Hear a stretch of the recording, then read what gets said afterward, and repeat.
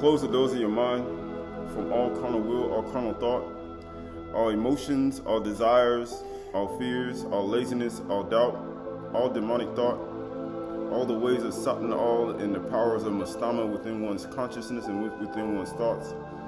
Cast them all down to the ground that they may be at your feet as a servant to you and at your command, and that you are not at their command. And bring your mind to balance within yourself. Bring your thoughts and your mind and your makashba, your 12 cranial nerves, your 12 optic nerves and your frontal lobe. Bring it into balance with your body, with the rest of your body, from your feet to your hands, to your mind, to your head, to your rosh, to your yad, to your kaf, and to your regal at your feet. For today is a day of freedom. Today is a day of understanding. Today is a day of Hakmah. Today is a day that Yahuwah has given to us to acknowledge him, his death and suffering until he comes. His death and suffering until he comes. For we look at ourselves, we look at our individual selves, we look at our inward man, and we see what part of our body is not drenched in the blood of Yahushua Mashiach. For to be covered in his blood is to be immersed in his life, in his understanding, in his dam, in the grapes, in the blood that he shed for us. So when he said, when the sun goes down on the 15th day, he said, you will be ready always. He say, as a watch woman, a watch man, even a child has to watch. Even at Shemuel, when Eli had to literally ask a child, what did Yahuwah say? And we look at ourselves as that child. We look at our inward man as that child. Right? You look at our inner man, because Yahushua said, if you don't humble yourself like a child, you will never enter the Malkut. So today we acknowledge the one who sits in the highest Shamayim on his sapir and his sapphire throne. The one who sits above the waters, the one who sits above the waters that are above the waters. The one who allows us to live and understand within our inner being and our inner thoughts and our inner mind, his hakmah, his wisdom and understanding. He gives it to all who will watch for him and be his eyes in the earth in this life. So as we move forward in kindness, ahab, joy, peace, patience, meekness, temperance, amuna. We will move forward in self-control. Without self-control, one will lose self-control, and you will become an animal, just like Satan, just like Satnal and the powers of the stomach, and you will be hunting people down. So as we move forward in love, in ahab. Right, so this is the book of Bereshith, Genesis, chapter 1 and verse 6. This Bereshith chapter 1, Genesis chapter 1, verse 6. It says, and Elohim said, let there be or, let there be an expanse. So he said, let there be a rakia in the midst of the waters. So he said, let there be a rakia in the midst of the waters. Why are you saying in the midst? And let that separate the waters from the waters. He said, let there separate the waters from waters. So you put a rakia in the midst, and it separates waters from the waters. And Elohim made the expanse and separated the waters that were under the expanse, right, under the rakia, right, from the expanse that are above the rakia. So he said he put an expanse in the middle of the waters, from the waters below and above. And guess what it said? And it was so. And Elohim called the expanse Shamayim. He called the expanse Shamayim.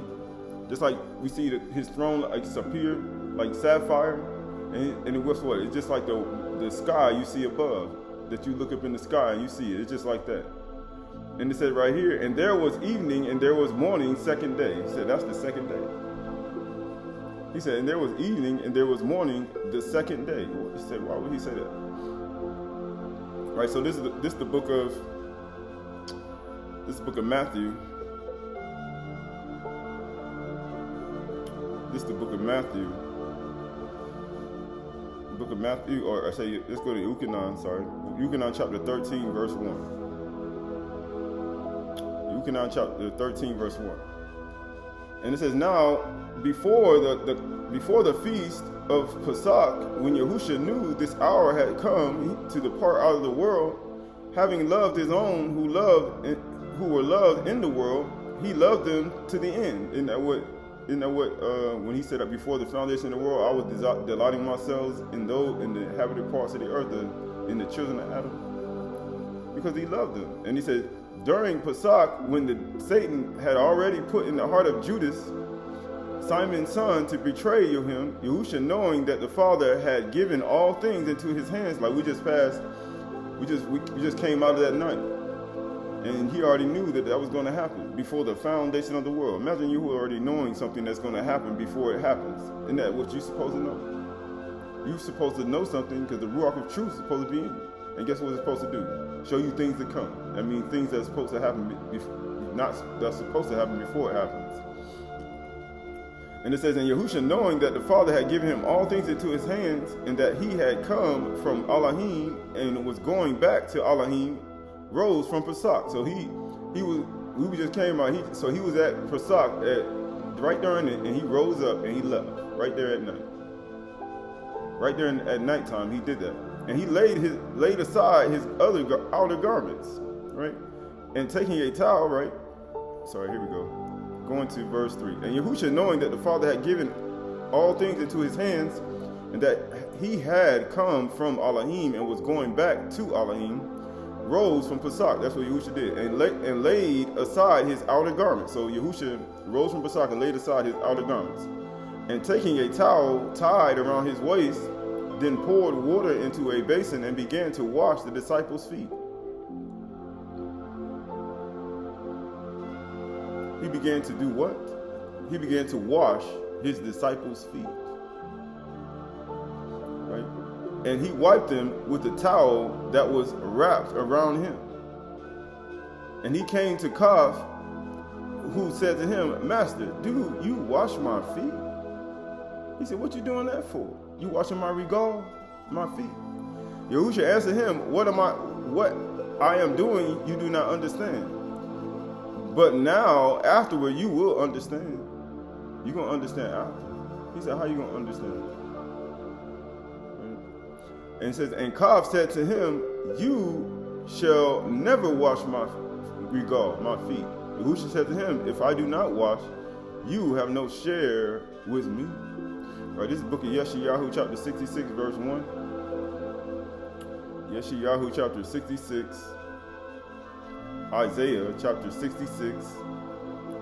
Isaiah, chapter 66, and verse 1. And it says, Isaiah, Yeshayahu 66 and 1. And it says, thus says Yahuwah, Shamayim is my throne, the earth, Shamayim is my Kisei, and the earth is my footstool, my regal. What is the house you will build for me? So Shamayim is throne, and the earth is his footstool, and he called the expanse Shamayim, right? And he separated the waters from the midst of the waters, from the waters above and the waters below, right? And he said Shamayim is my throne, the earth is my footstool. So what is the earth? He separated the waters from the waters above and the waters below. Where are we? We below. We at the feet of Yahuwah. And what's at the feet of Yahuwah? Water. Water. Water. That's at his feet. Water. Right? Going back to Yochanan chapter 13, verse 1. John chapter 13, verse 1. John chapter 13, verse 1. And it said right here, going to verse 9. And Simon said to the master, not my feet. He says right here, going to verse 8. And Qahalath said to him, you shall never wash my feet. And he said, Yahushua answered him, if I do not wash you, you have no share with me. He said, you ain't gonna be like me. Shamayim is my throne. He said, the earth is my footstool. He separated the waters above from the waters below. Matter of fact, where was Yahushua at? Yahushua at below. And amazingly, in water. Washing somebody's feet. And get what it says. And Simon Qahalath said to him, Master, not my feet only, but also my head my hands, my kaf, my head, my rosh, and my rosh, right? And Yahushua says to him, the one who has bathed does not need to wash. If you've been immersed. Except for his feet. He said, the only thing you need to wash is your feet. Why? But he said, except his feet, but it's completely clean, and you are clean, but not every one of you. Why? He said, the earth is my footstool. He said, why he at his feet? Because he's washing people's feet. For he knew that who would betray him, that was why he said, not all of you are clean. And when he had washed their feet and put on his outer garments and resumed his place, he said, do you understand what I have done to you? He said, do you understand? And get what he said? You call me teacher and master, and you are right. For so I am. If I then, your master and teacher, have washed your feet, you also ought to wash one another's feet. For I have given you an example, that you also should do just as I have done. Truly, truly, I say to you, a servant is no greater than his master, nor is a master greater than the one who sent him. If you know these things, Baqar are you if you do them. He said, be ye doers of the word, not hearers only, deceiving yourself. You ain't deceiving nobody else but you. But he said, I am not speaking of all of you. No, I know whom I have chosen. He said, I know. But the scripture will be fulfilled. He who ate my bread has lifted up his heel against me. He said, you lifted up your heel. Because Yahushua was at your feet, like the serpent in the garden, and he was going to wash your feet. But you know what Judas did? Yahushua came, he lifted his heel up. He like, you ain't washing my feet, you serpent. Because remember, he thought Yahushua was evil, because he didn't have a lamb at the Pasach. So he lifted up his feet. You ain't washing my feet, you serpent.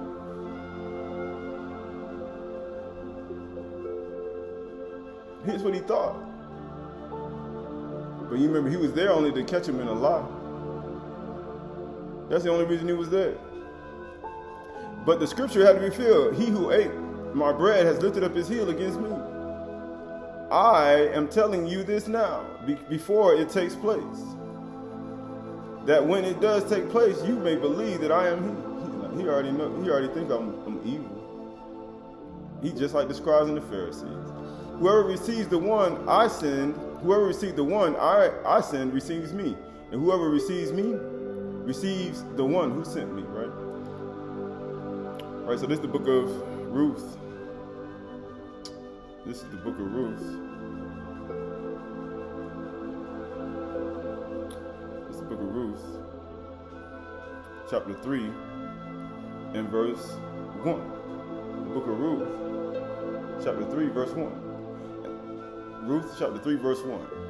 Then Naomi, her mother-in-law, said to her, my daughter, should I not seek rest for you, that it may be well with you? Is not Boaz our relative, with whose young woman you were? See, he is winnowing barley tonight at the threshing floor. Right? He winnowing barley. Right here in the field. We need barley we need barley for some unleavened bread. We can't kick off nothing without it. Wash therefore and anoint yourself, consecrate yourselves. In the way Yahushua said, if you wash your outer man, you already clean. The only thing you need to wash is your feet. Didn't he say that? She said, anoint yourself. He says, wash therefore and anoint yourself and put on your cloak and go down to the threshing floor, go down to the floor. And get what it says. But do not make yourself known to the man until he has finished eating and drinking. When did they wash each other's feet? After they had ate and drank. The Pasach. That's when he washed their feet. And get what it said. But when he lies down, observe the place where he lies. Then go and uncover his feet and lie down. Why? said, and lie down there. That's what Yahusha did.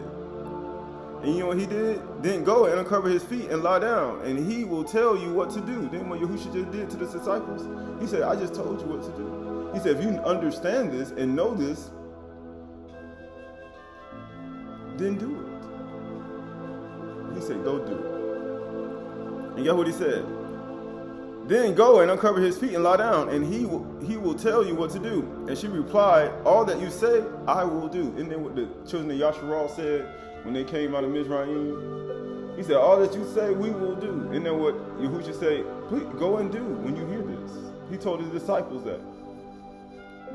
So she went down to the threshing floor and did just as her mother-in-law had commanded her. And when Boaz had eaten and drunk, and his heart was merry, right? You know how we eat and drink, he was merry. This ain't like Nabal. He ate and drank, and then his wife whispered in his ear, you know David was going to kill you today, because you a worthless man. You a son of Belial. Like, this ain't like that.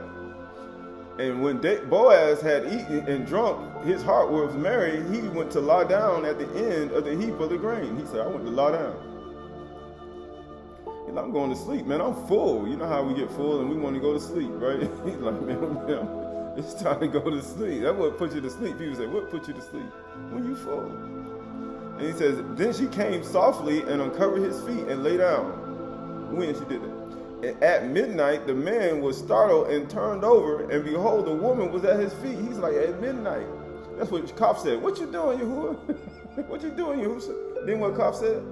He said, what are you doing, Yahusha? What you trying to do? Wash my feet? And get what he said? And he said, who are you? What you get ready to do? And she answered, I am Ruth, your servant. That's why Yahusha said do it. He said, be a servant. And get what he said? Spread your wings over your servant, for you are a redeemer. Isn't that what Yahusha was doing for them? Isn't that what he did for us today? He was being our redeemer today. And guess what it says? And he said, may you be Barak by Yahuwah, my daughter. Why? Because you believe it. If you can understand this, you are a Barak individual person. You are blessed in your mind. You know how I say, blessed in your conscience and your mind. You know, a blessing that people can't see. They can't see. They can see a new Mercedes. That's a blessing. They can see your car, new car. That's a blessing. They can see you on Google and see your photos, and they be like, man, you blessed. Barak, but are you Barak in your mind? If you can understand this, you Barak in your mind. And nobody can see it. They can't take it from you either. It's like, what you got in that mind? You can't see it. No.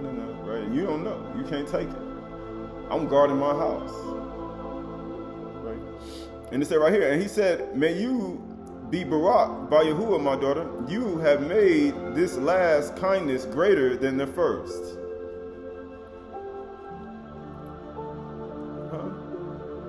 You made this last kindness greater than, so to be at somebody's feet and washing his feet is kindness. You know how we say kindness, ahab, joy, peace, patience, meekness, temperance, and moon, and self-control? To do that is kindness. That is one of the fruits of the Ruach. Because this is about the Ruach. This Pasach is about the Ruach, right? Kindness is greater than the first. So she had the fruits of the Ruach. And in that, you have not gone after young men, You have made this last kindness greater than the first, in that you have not gone after young men, whether poor or rich. He said you ain't going after the young men. You know how a man that's younger than you. And you know what he said? And now, my daughter, do not fear. And what he said? I will do for you all that you ask. For all my fellow townsmen know that you are a worthy woman. Right? He said, you are a worthy woman. And now it is true that I am a redeemer. Yet there is a redeemer nearer than I. He's trying to let you know something. He said, you know what? I'm a redeemer. I can't redeem you. But there is, remember how we read in the book of Sirach? He said, I know somebody who loves you more than I do. In the book of Ezra. chapter 8.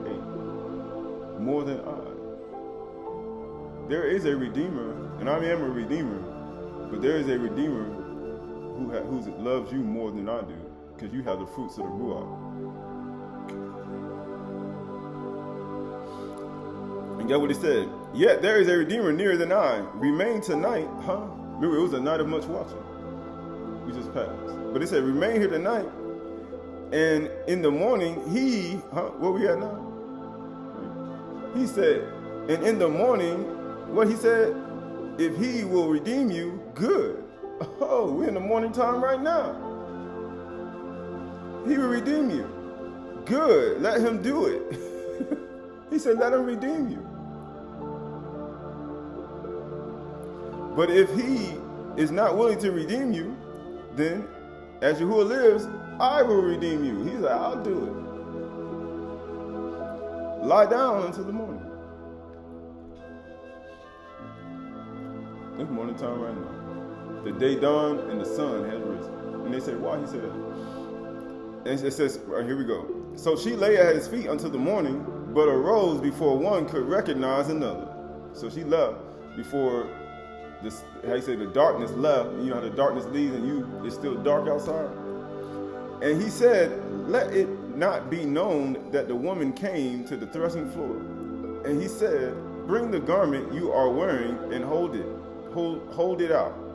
So she held it, and he measured out 6 measures of barley and put it on her.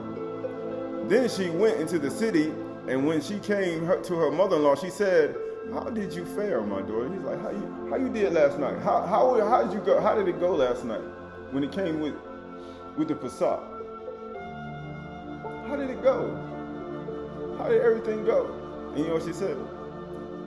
Get what he said? How did everything fare?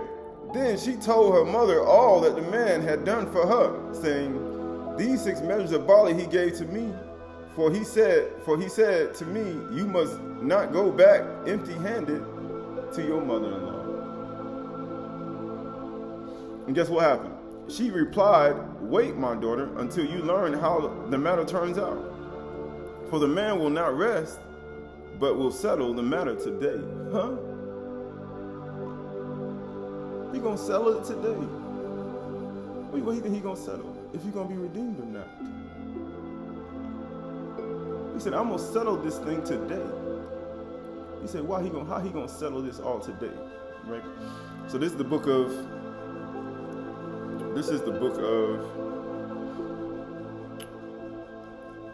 Matthew, chapter 26.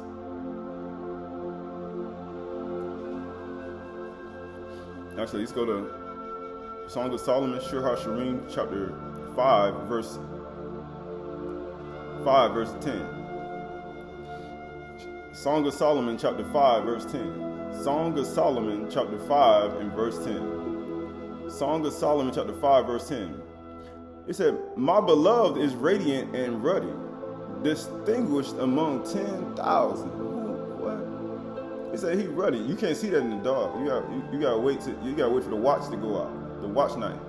Then when the sun rises, he said, you're going to be able to see this man. Distinguished among 10,000. His head is the finest of gold. His locks are wavy, black like a raven. His eyes are like doves beside the streams of the water. Bathed in milk, sitting beside a full pool. And get what he said?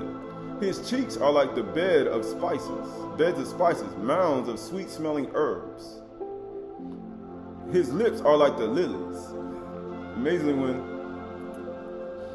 we supposed to eat with bitter herbs, this Pasach, but then he told Ezra to sit in a field of flowers. It says, drip in liquid myrrh, and what we burn for incense. And you know what it says? His arms are rods of gold, set with jewels. He's like, man, it's like rods of gold. His body is polished ivory, bedecked with sapphires. Huh? His body is polished ivory, bedecked with sapphires. His throne like sapphires, sapphire. And you know what it says? His legs are alabaster columns. You saw how you gonna know what his legs look like? You got to uncover some stuff.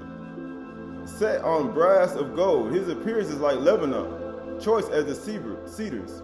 His mouth is most sweet, and he is all to get together desirable. He say, Naomi, like, he gonna settle the matter today. Let me know how you fare. This is my beloved, and this is my friend, O daughter of Jerusalem. He said, how you know my friend? He said, how you know my friend? He said, this is my friend, right? So this is the book of Matthew chapter 26, verse 7. Matthew 26 and verse 1. And when Yahushua had finished these sayings, he said to his disciples, you know that after 2 days the Pasach is coming, and the son of Adam will be delivered and crucified. Because we know this. But he said, skipping over, verse 6. Now when Yahushua was at Bethany in the house of Simon the leper, a woman came up to him with an alabaster flask and very expensive ointment, and she poured it on his head, and as he reclined at the table.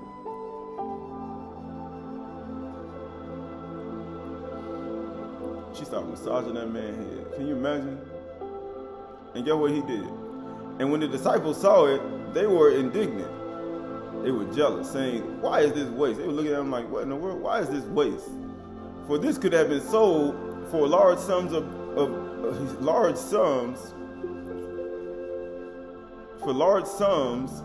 and given to the poor. But Yahushua, aware of this, said to them, why do you trouble the woman? For she has done a beautiful thing to me. For you always have the poor with you, but you will not always have me. In pouring this ointment on my body, she has done it to prepare me for my burial. Truly I say to you, whenever this truth is proclaimed in the whole world, what she has done will be told in memory of her. Not just only in memory of her, but also in the memory of Ruth.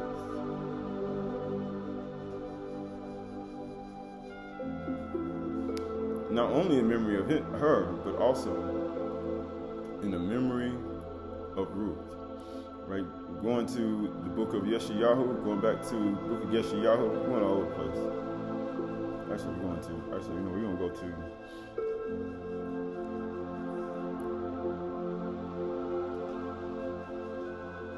Actually, we're going to go to 1 Samuel chapter 25.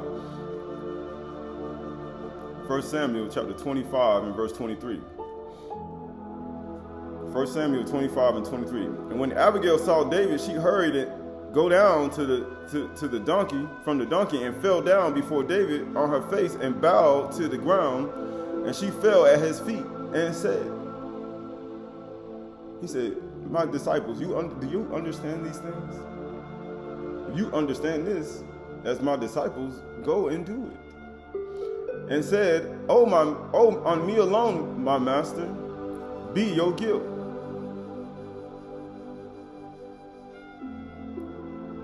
That's why he said, when you wash yourself, but at your feet, he said, the only thing you need to do is wash your feet. And she said, on me, let it be your guilt, because his feet were dirty.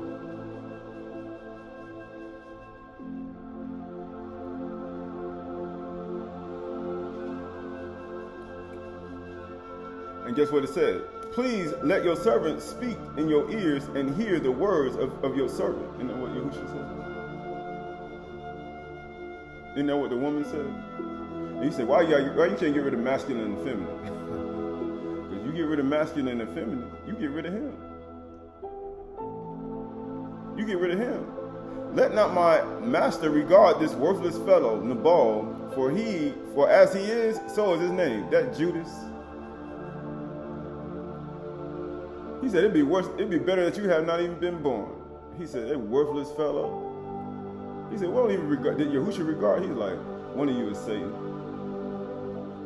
And he was at his feet, saying this. He was at the feet of the disciples, saying this. He said, how did you know? I didn't know. He said, y'all, if you understand what I just did, then guess what? Go and do it. He said, be ye doers of the word, right? not hearers only. He said, you'll deceive you. He said, you will deceive you. Right, so this is the book of Esther, chapter 7.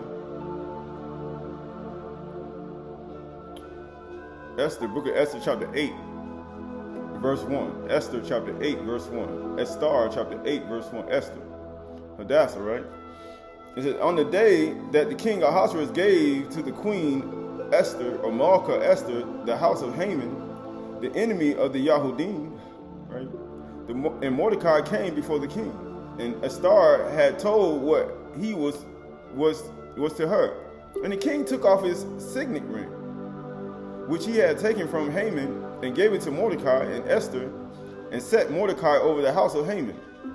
Then Esther spoke again to the king, and she fell at his feet and wept and pleaded with him to avert the evil plan of Haman the Agagite and the plot that he had to devise against the Yahudim. She was at his feet. And when the king held out the golden scepter to Esther, Esther rose and stood before the king, and she said, if it please the king, if I have found favor in his sight, and if this thing seem right before the king, I am pleasing in his eyes, let an order be written and revoke the letter devised by Haman the Agagite, the son of Hammedatha, which he wrote to destroy the Yahudim who are in the province of the king. And she at his feet. Why? Because Yahuwah said, Shammai is my throne, the earth is my footstool. He separated the waters above from the waters below. And amazing, Yahushua was at the disciples' feet, washing their feet, saying, when you understand this, he said, please go do this. Right? He said, please go do this. He said he was at his feet. He said to avert, right? And she was weeping. She was weeping. Right? She was weeping with that, right? So this is the book of Luke. Actually, the book of, book of Luke, chapter 7, verse 36.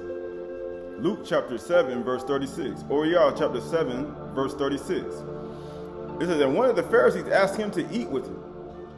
And he went into the Pharisee's house and reclined at his table, and behold, a woman of the city who was a sinner. When she learned that he was reclining at the table in the Pharisee's house, brought an alabaster flask of ointment, and standing behind him at his regal, his regal, because you're supposed to have the sandals on your feet. But he said at his feet, weeping, she began to wet his feet with her tears. And she just like Hadassah. How you know? He said Hadassah. He said he was just like her. You got what he said? And standing behind, and she said, and standing behind him at his feet, weeping, she began to wet his feet with her tears, and wiped them with the hair of her head, and kissed his feet, and anointed them with ointment.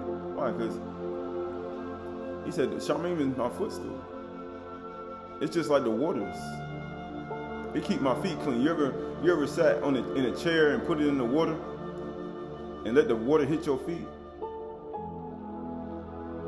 Or you ever stood in the sand and let the water hit your feet? That's how Yahuwah is on his throne.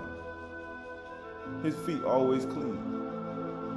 It got salt in it too. At the shoreline. He said his feet always clean. He said, man, your feet look good. Right? And he said right here, and wiped his feet, and he kissed his feet, and anointed them with the ointment. Now when the Pharisees who had invited him saw this, he said to him, if this man were a Nabi, he would have known what sort of woman this who is touching him, for she is a sinner. She is a sinner.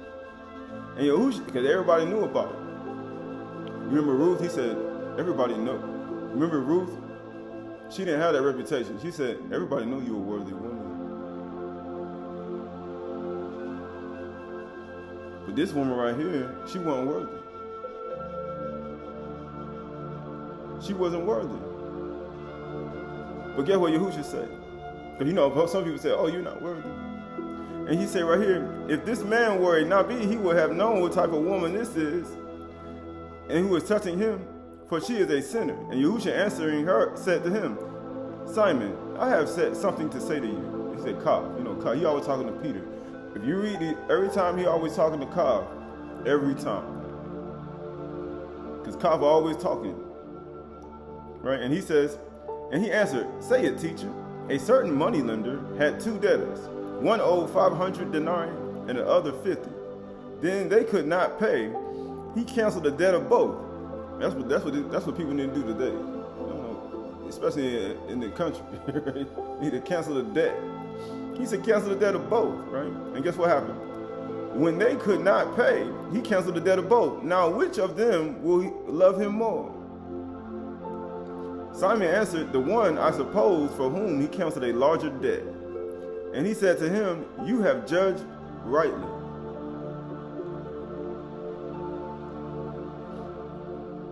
You know what? You would say, why does a woman become arrogant who hasn't done much in her life? She's more arrogant than a person who's done more that repents.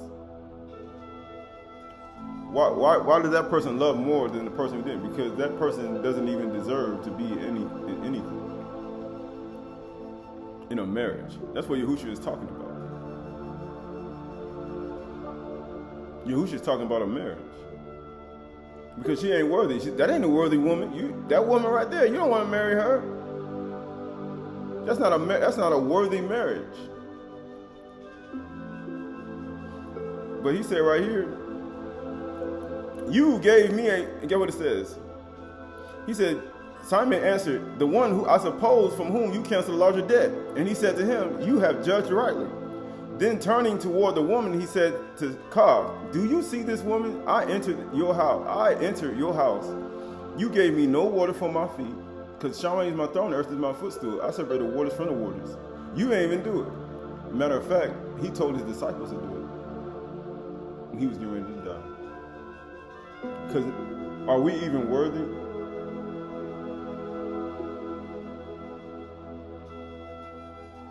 People say, we're not even worthy. And people are like, I don't need to do this. He said, we're not even worthy. Who should say, I'm going to settle the matter today. Then he said at the Ruth, he said, we're going to settle this matter today. Then turning in toward the woman, he said to Simon, do you see this woman? I entered your house. You gave me no water for my feet, but she wet my feet with her tears and wiped them with her hair. You gave me no kiss, but from the time that I came, she has not ceased to kiss my feet. And she was weeping. And you know what he said? You did not anoint my head with oil, but she has anointed my feet with ointment. Therefore I tell you, we're going to settle this matter today.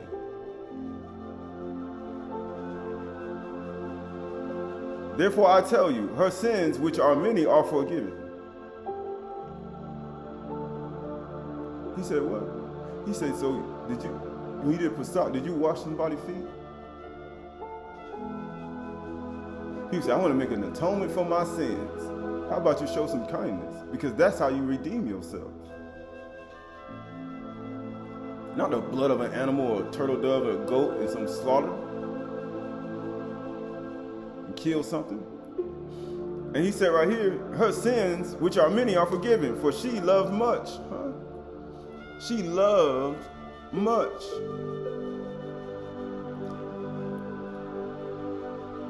And guess what it said? But he who is forgiven little loves little. They won't do it. They be like, I ain't doing that. I don't know. I'm a virgin. I ain't never been with no man. I ain't washing no man's feet. This woman ain't do none of that. She ain't none of that. And then what she did it. And Yahushua said her sins forgiven. He said Yahuwah won't even forgive a virgin if she don't do it. He's like, you think you something because you think you did something. He was like, so you won't wash nobody's feet? You won't be at a man's feet? Even though you have not known a man. Yahushua like, your sins ain't never gonna be forgiven. Even though you may think that you ain't got no sin, you may got little sin. But he said that little sin won't get all your sins forgiven. And he said to her, your sins are forgiven. Then those who were at the table with him began to say among themselves, "Who is this?" And then they get arrogant. He's like, "Who are you? Who you think you is?" And then now they get arrogant at you. You're talking about him at the table. They talk about him. That's what's gonna happen to you. That's just a part of it. Who is this? Who even forgives sins? He's like, "Who is this person? Who you think you is?" And he said to the woman, "Your Amunah has saved you. Kindness, Ahab, joy, peace, patience, meekness, temperance, Amunah. Your fruit saved you. Go in peace. Shalom." That's all the fruits of the Ruach. You can get 3 fruits of the Ruach just by doing this. And she said she loved much. So that's 4 fruits of the Ruach.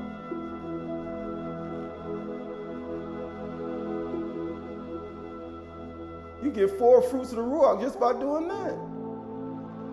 So you're already covered with some of the fruits. You already got some fruits on you. Already. And you say, why is this important? Because it's important, right? You say, I don't know why you got me doing it, but it's interesting, right?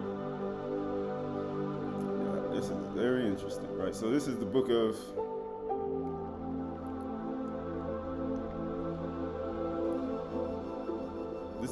This is the book of Luke chapter 22. Go to Luke chapter 22 verse 24. Luke 22:24.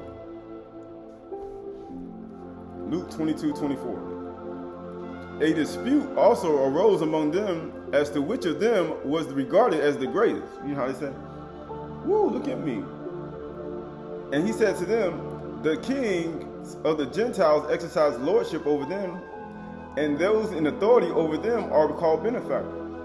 But not so with you. Rather, let the greatest among you become the youngest, and the leader as one who serves as a servant." Because that's what the iron is. Remember we talked about Abyb?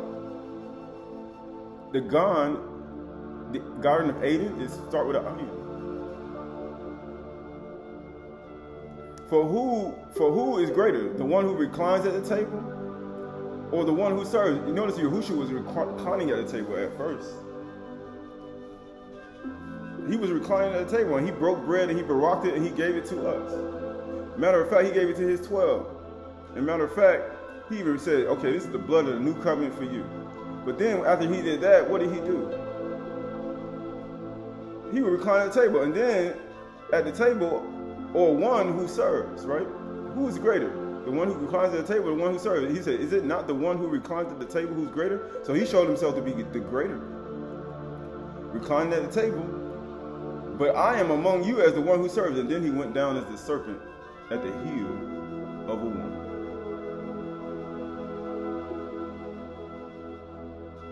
Serving his disciples. You know, the 12, which represent the 12 tribes.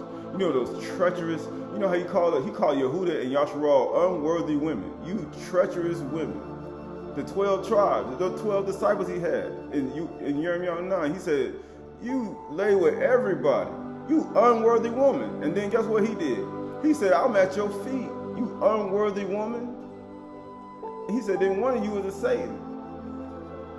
So he washing the feet of unworthy people who were going to deny him that night and walk away, and he was washing the feet of a real serpent, a Satan. He literally was at his feet. He was at the woman's feet. Yasharal and Yehuda, that treacherous Yasharal, that Yehuda. Yasharal has showed herself more righteous than Yehuda. He said, "Return, O Yasharal." He said, "I'm going to settle this matter today."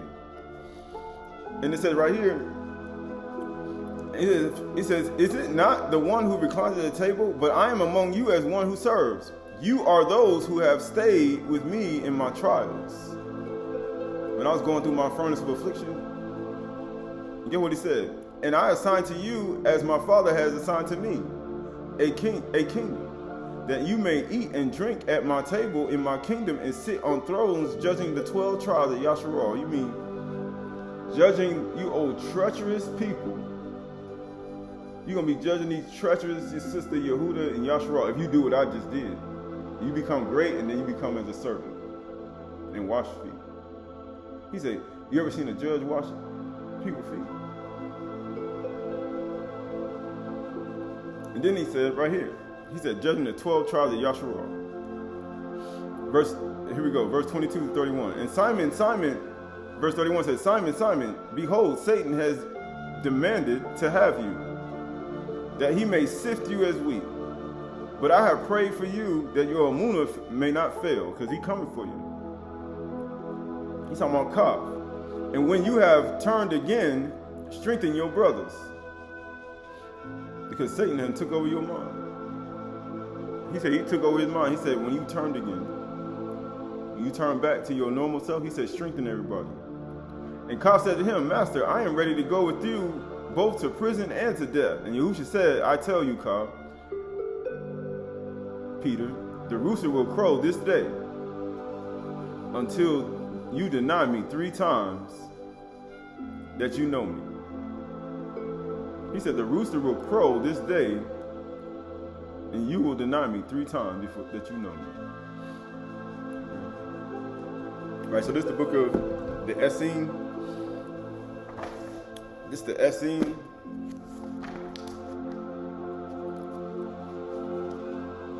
This is the Essene. The Essene of truth, the Essene of peace.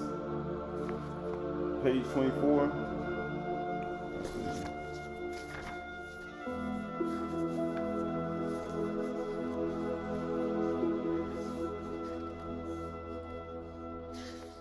Yeah, page 24.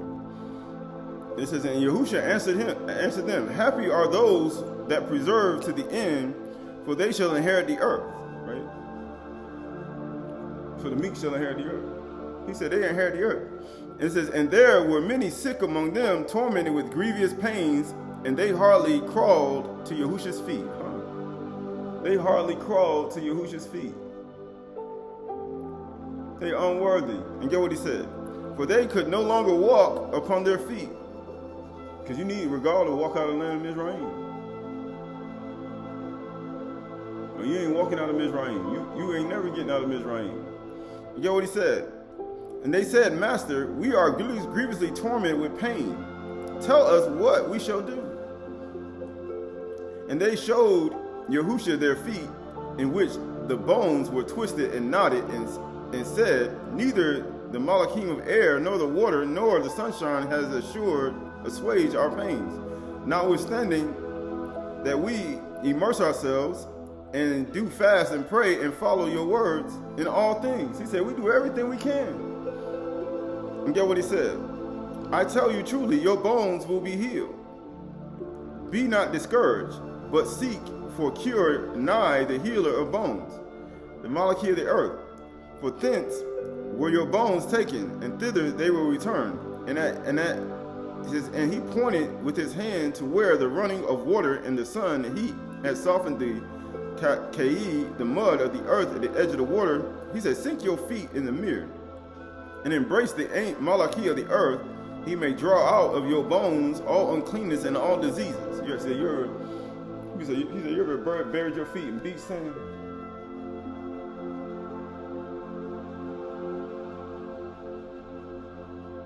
He said, that's why you think he said, though the children of Yahshua shall be as the sand of the sea, only a remnant shall be saved. He said, why? He said, you ever bury your feet in beach sand? Why do you think he told his disciples to wash each other's feet?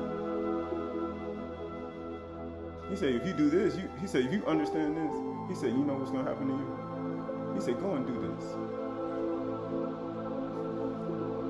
And get what it says, sink your feet in the mud, in the mirror, and embrace the Malachim of the earth, that he may draw out from your bones all uncleanness. Shaman is my throne, the earth is my footstool. Why do you think Yahuwah got his feet in the earth? And his feet so clean. You say, why his feet so clean? And it said right here, and you will, and get what it says, seek in the mirror, embrace the Malachim of the earth, may draw out from your bones all uncleanness and all diseases. Why do you think he told Mashal? He said, take your shoes off your feet, for the place where you walk is Kudosh.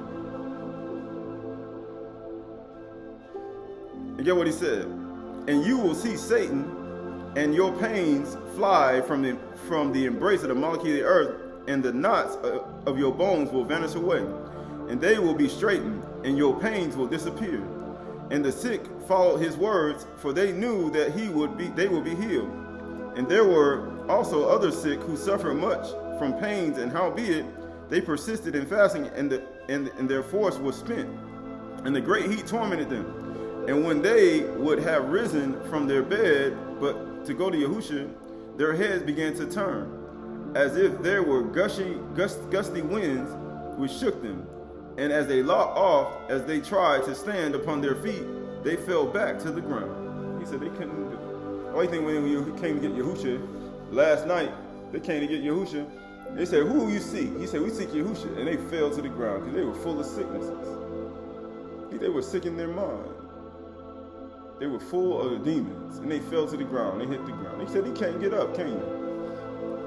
Then Yahushua went to them and said, you suffer, for Satan and his diseases torment your bodies. That's why they're in it. And get what he says. But fear not, for their power over you will quickly end. He said, we're going to settle the matter today. And get what he said. He said, it's going to quickly end. For Satan is like a choleric neighbor who entered his neighbor's house while he was absent, intending to take his goods away to his own house. It's a night of much watching we just passed. He said, you better keep watch over your house, over your mind, over your body. It's a night of much watching. See, Satan be taking stuff out of your house. He be taking your nutrients out of your body. He be taking your thoughts. He be taking all the medicines you put in your body. He be taking all the melanin out of your body. He take the melanin out of your mind. He said he take the melanin out of your heart. He be stripping your body. That's what Satan do. And get what he do. And get what he said. But some told the other that his enemy was ravaging within his house, and he came back to his house running. And when the wicked neighbor having gathered together all that pleased him, saw from afar that the master of the house returning in haste. And then he was very wroth that he could not take all away, and set to breaking the spoil all that was there, to destroy all, so that even if the things might not be to his, the other might have nothing. But immediately the master of the house came in, and before the wicked neighbor fulfilled his purpose, he took him and cast him out of his house. I tell you truly, even so did Satan enter your bodies, which are the habitation of Yahuwah, and he took in his power all that he wished to steal: your breath, your bones, your blood, your flesh, your bowels, your eyes, and your ears. He said he took over, but by your fasting and your prayer, you have called back to Yahuwah of your body and the Malachim, and now Satan sees that the true master of your body returns, and that is the end of his power. He said the true master has come back. That's why he said, eat my flesh and drink my blood. I'm going to heal you all your diseases. Eat this knowledge and understanding. He said, I'll heal you of all your diseases. I'll take Satan right out of your body. Because he said, I'm giving you back the master of the house, the information, the knowledge. He said, I'll put it back in your consciousness and your thoughts and destroy Satan. It destroys him. That's how it works. That's how it works, right? Skipping over to page.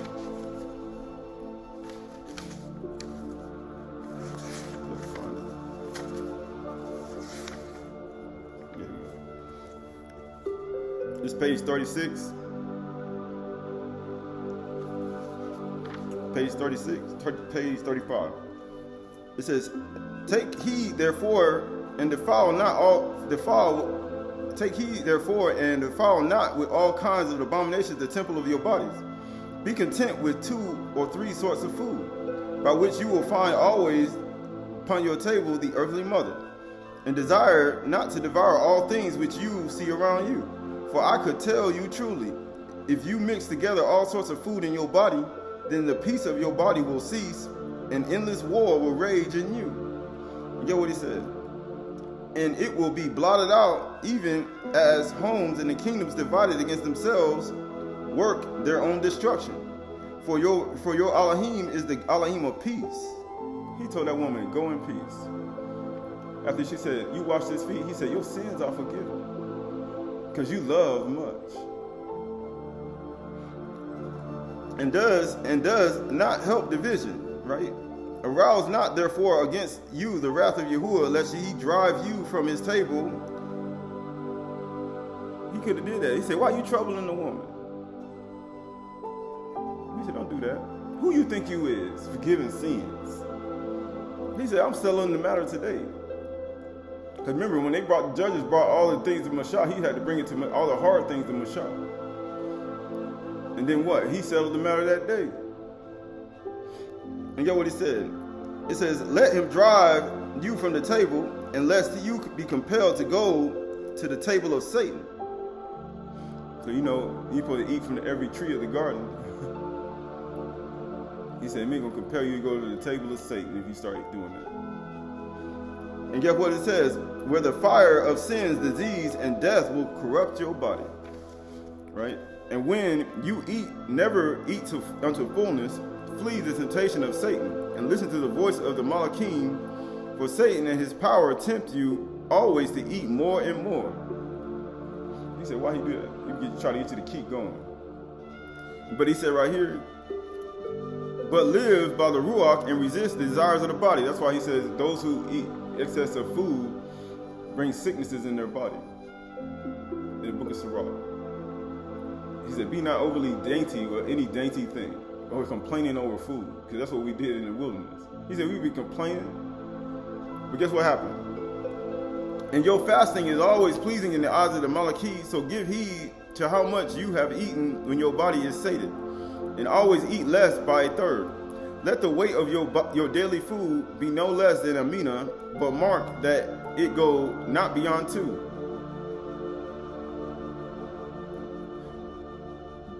And then it says, then will the Malachim serve you always, and you will never fall in the bondage of Satan and his diseases. Trouble not the work of the Malachim in your body by eating often. For I tell you truly, he who eats more than twice in a day does in him the work of Satan. He said, more than twice in a day. It says, and the Malachim or Elohim will leave his body, and soon Satan will take possession of it. Eat only what the sun in the highest in the highest in the heavens. And again, when it is set, you will never see diseases. For such find favor in the eyes of Yahuwah. He said, don't eat over once or twice. He said, never eat to fullness. Right? Right? This is the book of Proverbs, chapter 30. We're not going to go back there, but this is Proverbs, chapter 30. Proverbs, chapter 30.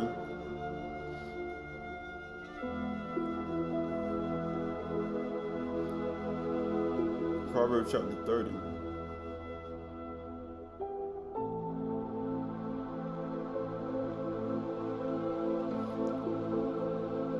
Sorry. It's Proverbs chapter 30. Proverbs chapter 30. Yeah, we getting there. Proverbs chapter 30. Yikes.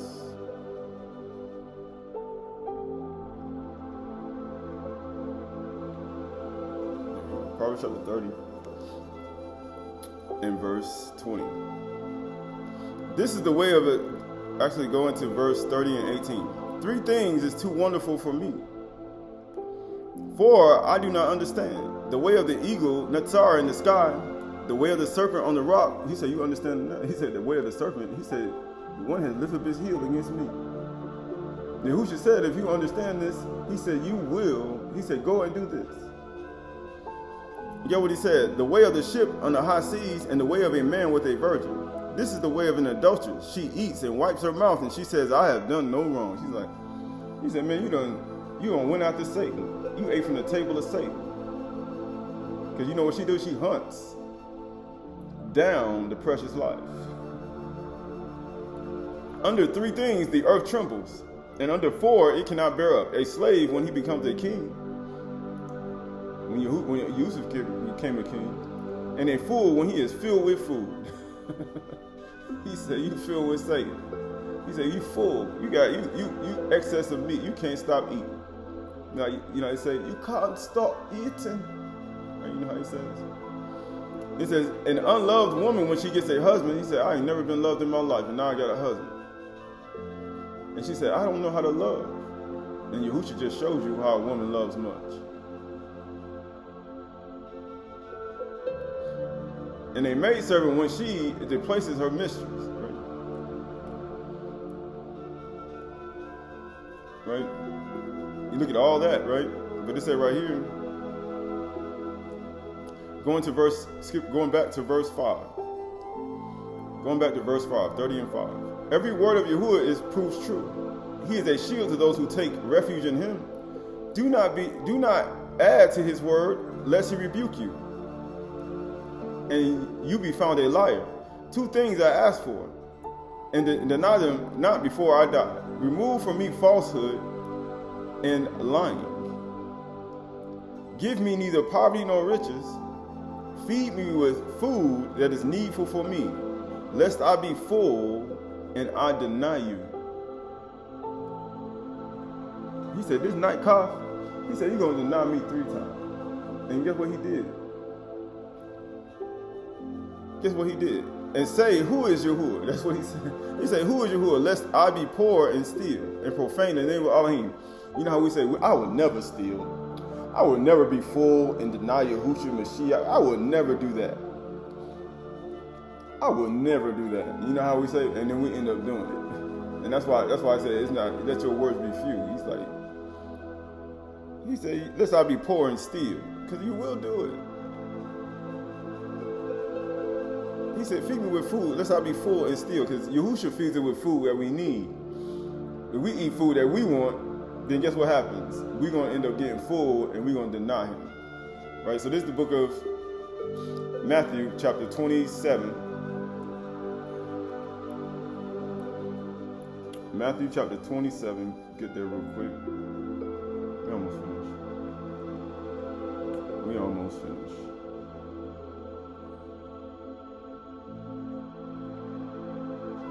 This is actually, let's go to Luke chapter 22 and verse 47. Luke chapter 22 verse 47. It says, while he was still speaking, there came a crowd, and the man called Judas, one of the 12, was leading them. And he drew near to Yahushua to kiss him. But Yahushua said to him, Judas, would you betray the Son of Man with a kiss? He's like, you gonna betray me with a kiss? And you know how he said, as soon as I came in the room, you gave me no kiss. Cough. He said, this unworthy woman, this woman came and kissed my feet. But you see Judas right here, he unworthy too. And when those who were around him saw that what would follow, they said, Master, shall we strike with the sword? Isn't that what we supposed to do in Mizraim? He said, you're supposed to be in the house, and he will stop the powers of Mastama to strike you. The destroyer to strike you. Amazingly, they're going to strike them. Because Yahushua right in the midst of it. And get what he said. Shall we strike them with the sword? And one of them struck the servant of the High Kahan and cut off his right ear. You want to cut his head off. These are all the powers of Mastama. People with no self-control. That's Kaf who cut his ear off. He said, lest I be full and I deny you. And get what he said. But Yahushua said, no more of this. No more fighting. And he touched his ear and healed him. And why? Then Yahushua said to the chief priests and the officers in the temple of the elders who had come out against him, have you come out against a robber with swords and clubs? When I was with you day after day in the temple, you did not lay hands on me. But this is your hour. See, Yahushua on the time seeking. And the power of darkness. He said, this is the power of darkness. This is the powers of Mastama and of Satan at night. Then they seized him and led him away, and bringing him to the high priest, and Kaf was following at a distance, right? He was following at a distance. And when they had, you can remember, he slept for three times. He was praying all night because he was full. And get what he said. He would fall in distance. And when they had kindled a fire in the middle of the courtyard and sat down together, Qahalath sat down among them. Then a servant girl, seeing him as he sat in the light, he sat in the light and looked closely at him and said, "This man also was with him." But he denied it. He said, "Lest I be full and I deny you." He said, "Don't you eat over 2 or 3 times? You know what happens when you eat over 2, 3 times? Then Satan enters your body."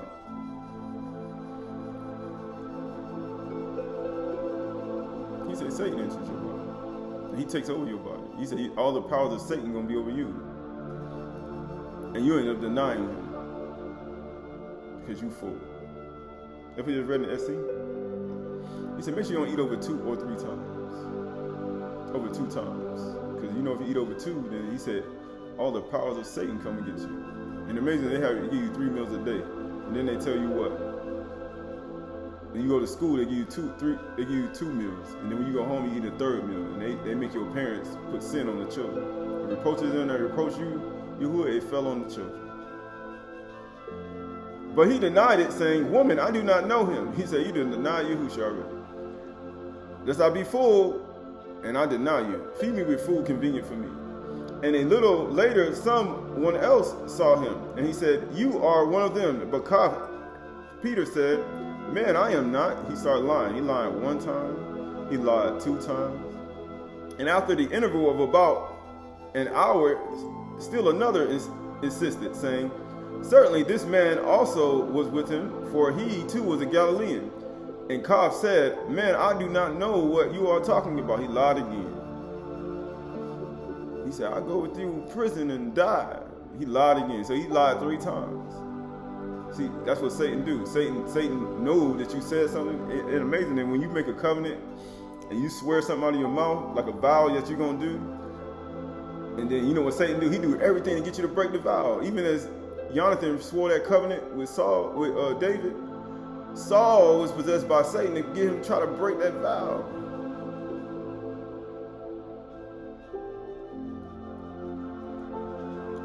Satan always, as soon as you say something out of your mouth and what you're going to do, Satan coming to get you to break that vow.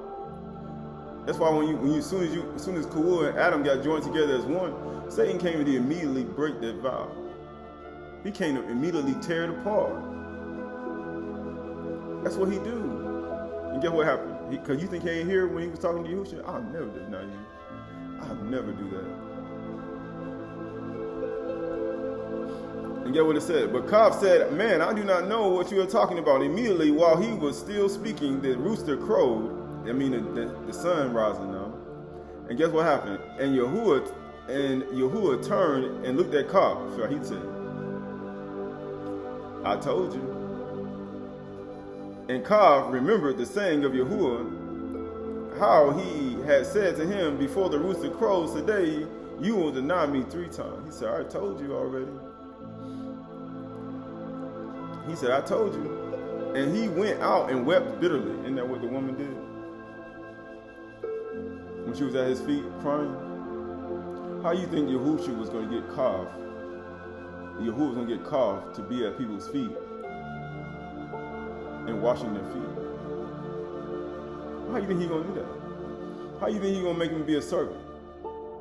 He had to go through this situation. He had to go through this. That's why he wept bitterly. It brought him to the point where he said, "I'm unworthy." The same way the woman came and she was a sinner. And he realized he was a sinner. He denied him 3 times. He lied like 3 times in a row. And he realized he was a sinner. And he said, "You know what? I need Yahushua to heal me." And he told the woman, "Your sins are forgiven. Your Amunah has healed you." Amazingly, right? He said, "Your Amunah has healed you." And it says, verse 63, "Now when the men who took hold of Yahushua in custody were mocking him," now the sun arose, "they beat him. They striked him. They beat him down." They beat him with a reed. They beat him and they blindfolded him and kept asking him, "Naba, prophesy, who is the one that struck you?" Because Yahushua could tell you what's going to happen before it happened. And it says, "And they said many other things against him, blaspheming him. And when the day came, the assembly of the elders and the people gathered together. That's what we are. And the chief priests and the scribes, and they led him away to the council, and they said, if you are Mashiach, tell us. But they said to them, if I tell you, you will not believe. He said, if I tell you now, you ain't gonna believe, because I gotta die first. I gotta redeem you. I gotta take away your sin. You ain't gonna believe me if I told you now. And if I ask you, you will not answer. But from now on, the son of Adam shall be seated at the right hand of the power of Yahuwah. Oh, you're going to be sitting right next to the sapphire throne, where Adam sits on the sapphire throne, right next on his right hand. And guess what? Guess what he says? He says, so they all said, are you the son of Yahuwah then? And he said to them, you say that I am. Then they said, what further testimony do we need? We have heard it from ourselves from his own lips. He said, we done heard you say it. You are the son of Yahuwah. We done heard you say it. And guess what he said? Going to verse 23, chapter 23, Luke 23, 21. Then the whole company of them arose and brought him before Pilate. So he going from judgment hall to judgment hall. And they began to accuse him, saying, we found this man misleading our nation and forbidding us to give tribute to Caesar, and saying that he himself is Mashiach. He himself is Mashiach, a king. And Pilate asked him, are you the king of the Yahudim? And he answered him, you have said so. So he's saying, you telling us not to give tribute to Caesar, not give money to Caesar.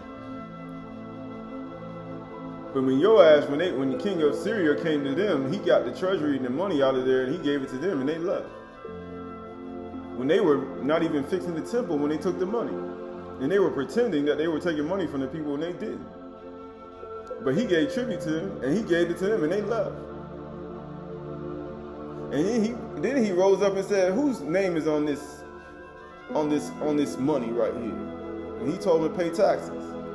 He said, render unto Caesar what is Caesar, and what unto Yahuwah what's Yahuwah's. Yahushua never told them that. They just lying. Because they are the powers of Satan. Right? But all this is all part of it. And Pilate asked him, are you the king of the Yahudim? And he answered them, you have said so. Then Pilate said to the chief priests and the crowds, I find no guilt in this man. I find nothing in him. But they were urgent, saying, he stirs up the people, teaching throughout all Judea and Galilee, even to this place. And when Pilate heard this, he asked whether the man was a Galilean. And when he learned that he belonged to the Herod's jurisdiction, he sent him over to Herod. So he done went from one person to two people. Now he going to the third. And guess what they all doing? They all are denying him.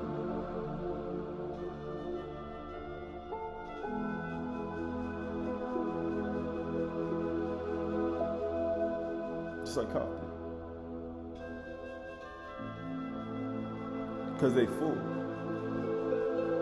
Because they all are full of their lamb.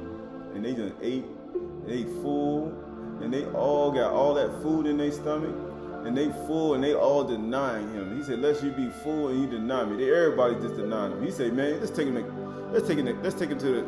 Pilate. Man, no, let's take him somewhere else. Right? Let's take him to the scribes and the elders. No, let's take him to Pilate. No, let's send him to Herod now. Everybody just denying him everywhere they send him. Because they all full. Remember, everybody trying to kill it. Everybody killed their name, but guess what happened? Everybody was denying him while he went full. They were all full. They already took Pasach. They all are full. They all are full. They already took Pasach. Everybody eating. And guess what happened? Because you're supposed to kill the Pasach and eat it between the suns. Before evening time. Everybody full. And get what happened? And then Pilate said to the chief priests and the crowds, I find no guilt in this man. But they were urgent, saying, he stirs up the people and teaching throughout all Judea and Galilee, even to this place. And when Pilate heard this, he asked whether the man was a Galilean. And when he learned that he belonged to the Herod's jurisdiction, he sent him over to Herod. And when who himself was in Jerusalem at that time. And when Herod saw Yahusha, he was very glad, for he had long desired to see him, because he had heard of him and was hoping to see some type of sign done by him. So he questioned him at some point, but he made no answer. And the chief priests and the scribes stood by him vehemently accusing him. They denied him. So he done been to 3 different people and they all denied him. And guess what happened? And Herod with his soldiers treated him with contempt and mocked him. Then arraying him in splendid clothing and sent him back to Pilate. Then after they denied him 3 times, then they say, okay, let's do it all again. Let's go back to the first person. And guess what? And he sent him back to Pilate, and Herod and Pilate became friends. He said they became friends. And what did they do? With each other that very day. For before this, they had been at enmity with each other. And Pilate then called together the chief priests and the rulers and the people and said to them, you brought me this man back here again? He's like, I done did it 3 times. And one who was misleading the people, and after examining him before, behold, I did not find this man guilty of any charges against him. Neither did Herod, for he sent him back to us. Look, nothing deserving death has been done by him, and I will therefore punish and release him. But they all cried out together, away with this man, and release to us Barabbas, a man who had been thrown into the prison for insurrection and started in the city for a murder. And Pilate addressed them once more, desiring to release Yahusha. We almost finished, because we got this one thing we got to talk about. But they kept shouting, crucify him, crucify him. That's all they kept saying, with a loud voice. Cry loud, spare not, lift up your voice like a trumpet and show the people, right? Crucify, right? That's what they were doing. They weren't sparing nobody. They weren't sparing Yahusha. They'd rather take Barabbas. But they kept shouting, crucify him, crucify him. A 3rd time he said to them, what happened? A 3rd time he said to them, why, what evil has he done? They denied him 3 times again.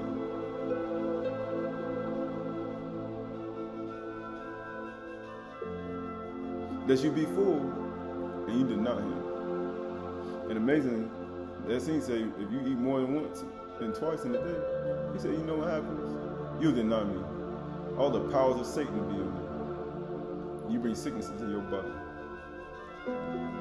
And guess what happened? I have found in him no guilt deserving death, because he had to be a male lamb without spot or wrinkle. Matter of fact, he had to be a male lamb of a year old. I therefore punish and release him. I will therefore punish and release him. But they were urgent, demanding with loud cries that he should be crucified. Cry loud, spare not, lift up your voice like a trumpet. He should be crucified. And their voice prevailed. They judge him, because they all judge him. Because she ain't gonna judge the world. And guess what? So Pilate decided that their demand should be granted. And he released the man who had been thrown into prison for the insurrection and the murder from whom they asked. But he delivered Yahusha over to their will. He delivered him over.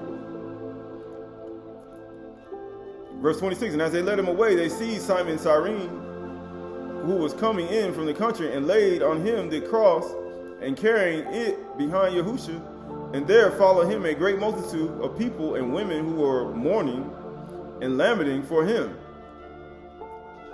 But turning to them, Yahusha said, daughters of Jerusalem, do not weep for me, but weep for yourselves and for your children. He said, let the blood be upon us and our children. That's what we needed. But he said, for behold, the days are coming when they will say, Baqar are the barren and the wombs that never bore and the breasts that never nursed. Then they will begin to say to the mountains, fall on us, and the hills cover us. For if they did these things when the wood is green, what will happen if it's dry? Going to this right here.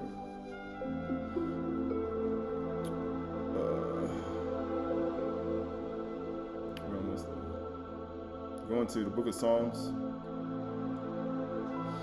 The book of Psalms, I think it's chapter 20. I think it's chapter 20.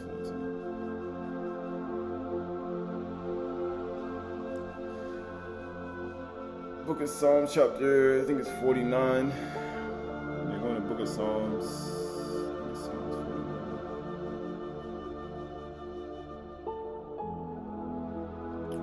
Actually, it's Psalm 69. Tahalim, Psalm 69, Psalm 69 and 19. You know my reproach and my shame and my dishonor, because his throne was supposed to have been a throne of honor. But he said, you know my reproach and my dishonor. My foes are all known to you. Reproaches have broken my heart, so that I am in despair. I looked for pity, and there was none. Crucify him, crucify him. For my comforters, but I found none. Crucify him, crucify him. They gave me poison for my food. Crucify him, crucify him. And for my thirst, they gave me sour wine to drink. Let their table before them become a snare. Because they were eating their Pasach too. They ate their Pasach, and they were full, and they denied him 3 times. Matter of fact, it went to Pilate, Herod, and it sent him to the 3 different people, and he denied him. And then he sent him back to Pilate, and then they denied him another 3 times, because they were full, and they denied him. He let their own table be made a snare, and when they are at peace, let it be a trap. He said, let it be a trap. It was all a trap. Because Yahuwah is a master trapper. He said, why is it a trap? Why did he trap them? Let their eyes be darkened so they cannot see. Let their 7 eyes go out. And make their loins tremble continually. Pour out your indignation upon them, and let your burning hot anger overtake them. Make their camp be a desolation. Let none of them dwell in their tents. He said, why he did all that? But he said, let their table be made a snare, and let their eyes be darkened, and let their loins be trembled. He said, I did all that for a trap. He did all that for a trap. He said, why he did that? This is Proverbs chapter 7, verse 21. Proverbs chapter 7, verse 21. It said, with seductive speech, I say smooth speech, she persuades him. With her smooth talk, she compels him. All at once, he follows her. Why do you think Yahushua said, whom do you see? And he went on and let him take it. He let him take it. He said, this is a way of adultery when she eats and wipes her mouth and said, I've done nothing. Crucify him, crucify him. That old treacherous sister Yasharal and Yehuda. And he said, all at once, he follows her. And as an ox goes to the slaughter, and as a stag is caught fast, till an arrow pierces his liver. As a bird rushes in a snare. He said, let the table be made a snare. He said, I made a trap for you. He said, I set a trap. Because I knew you were hunting for me. But guess what? I was hunting you. He said, I was hunting an adulterous woman. He said, I was hunting Yasharal and Yehuda. And I made a trap for them. And get what it said. He does not know it will cost him his life. And guess what? It cost him Yahushua's life. It cost him his life, right? This book of Isaiah.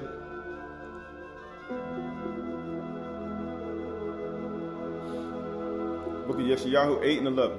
For Yahuwah spoke thus to me, his strong hand upon me. This is Yeshayahu 8 and 11. And warned me not to walk in the way of this people, saying, do not call conspiracy all that this people calls conspiracy, and do not fear what they fear, nor there be their dread. But Yahuwah of hosts, him you shall honor, because his throne is supposed to be a throne of honor. And Qahalath, that's why they're supposed to wash each other's feet. He said, you wash your body, you clean, but your feet, you got to wash always because you be dirty. Let him be your fear, and let him be your dread. He said, whom is greatly to be feared? Yahuwah sitting on this throne. And he will become a sanctuary, and a stone of offense, and a rock of stumbling to both the house of Yasharal, a trap. and a snare to the inhabitants of Jerusalem. He trapped them up. He said, how he got them people trapped up like that? And many shall stumble on it. He said, you stumbling. You know what happens? They shall fall and be broken, and shall be snared and taken. That's what happened to Cobb. He was broken. That's why he wept. They said they were snared.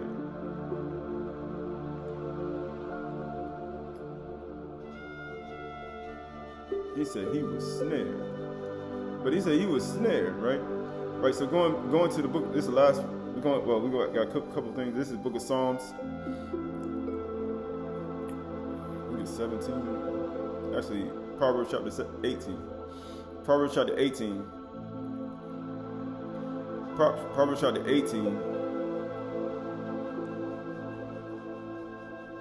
In verse 1.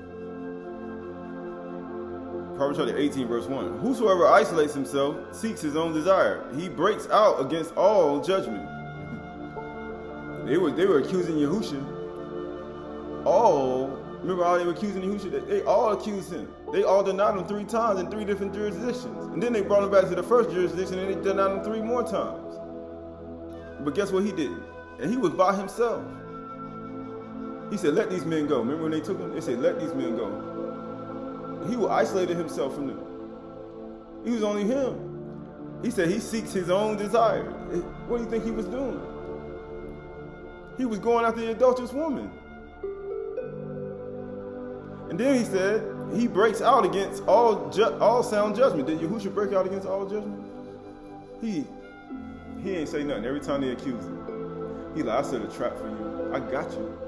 I got all of y'all.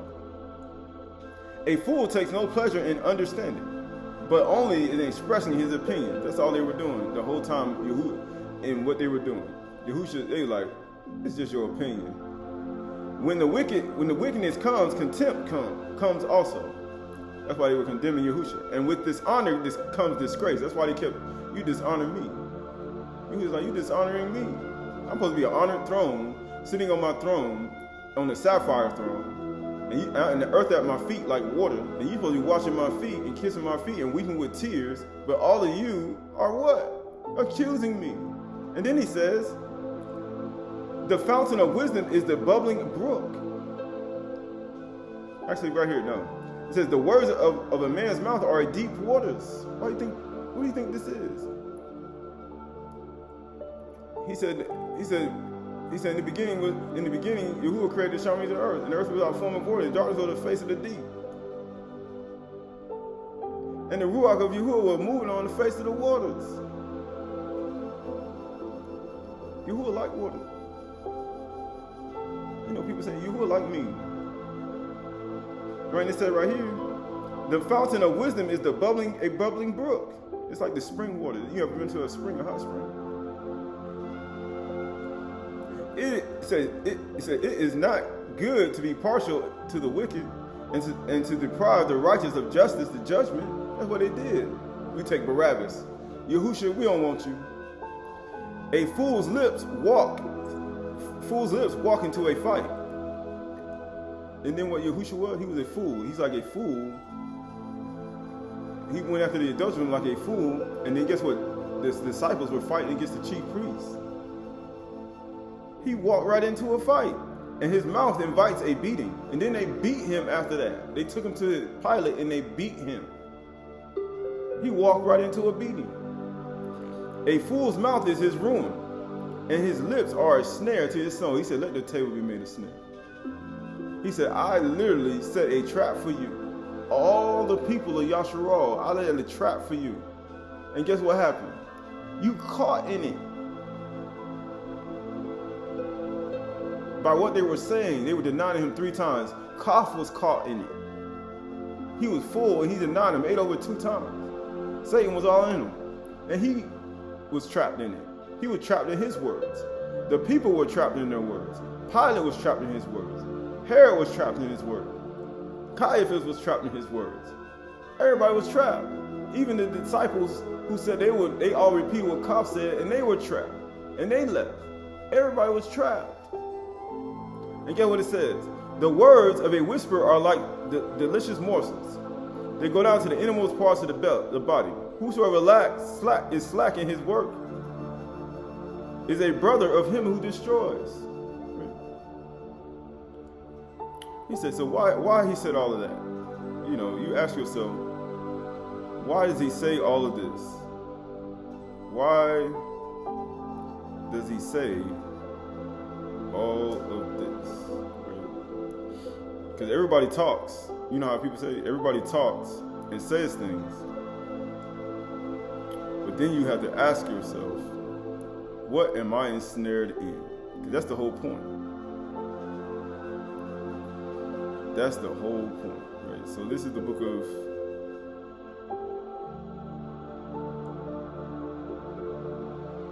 I think it's Psalms 50. Psalms chapter 50.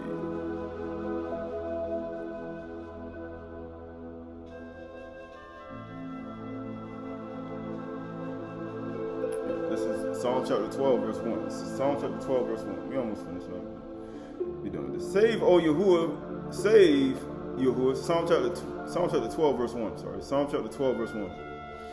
So, it says, O Yahuwah, for the godly one is gone, for the faithful have vanished from among the children of Adam.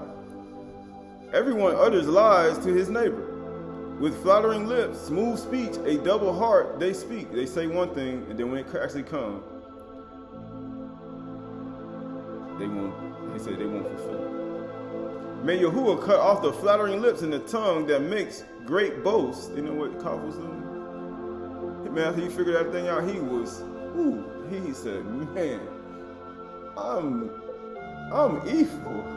And he said, great boast, those who say, with our tongue we will prevail. He said, we're going to do this thing. Our lips are with us. Who is master over us? He said, who is master over us? He said, why would you deny your master? He said, who is the master over us? Because the poor are plundered, because the needy groan. And I now will arise, says Yahuwah. I will place him in a safety for his lungs. And the words of Yahuwah are pure words, as silver refined in the furnace of the ground. What he say, put your feet at? In the book of Esther, he said, put your feet in the ground, let all the powers and contamination come out of your legs. Your feet. The furnace of the ground purified, how many times? 7 times. That's how many times that the child sneezed. When his eyes were closed and he fell dead on the lap. He sneezed 7 times. He sneezed 7 times.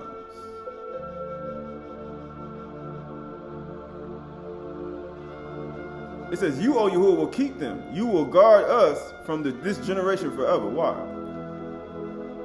On every side, the wicked proud.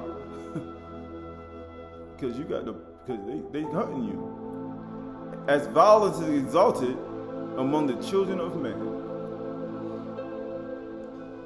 He said, why would he say that? He said the wicked gonna hunt you down. Right? If the wicked hunt you down, that means they like Satan. And if they like Satan, he said you're gonna have a long day. You know, he said it's a long day today. Your day ain't gonna end today. It's gonna get you, and it's not gonna let you go. Because then once it lets you go, it's over for you. Right? It's over. It's over, right? So this is the book of Proverbs. Chapter 6 and verse 1. Proverbs chapter 6, verse 1. Proverbs chapter 6 and verse 1. Proverbs chapter 6 and verse 1. It says, my son, if you put up security for your neighbor, and have given you pledge for a stranger, if you are snared in the words of your mouth, and what they did, they were all snared. Let the table made a snare. They were fooled. And guess what? They snared. They were all snared. They denied him. Qahalath was snared. All of them were snared. If you are snared in the words of your mouth, caught in the words of your mouth, they were all snared. Then do this, my son, and save yourself. What did Qahalath do? he cried, he wept, his tears. Just like the woman with the alabaster, who was a great sinner, he said, whom do you think will love me more? The one who forgave little, or the one who forgave much?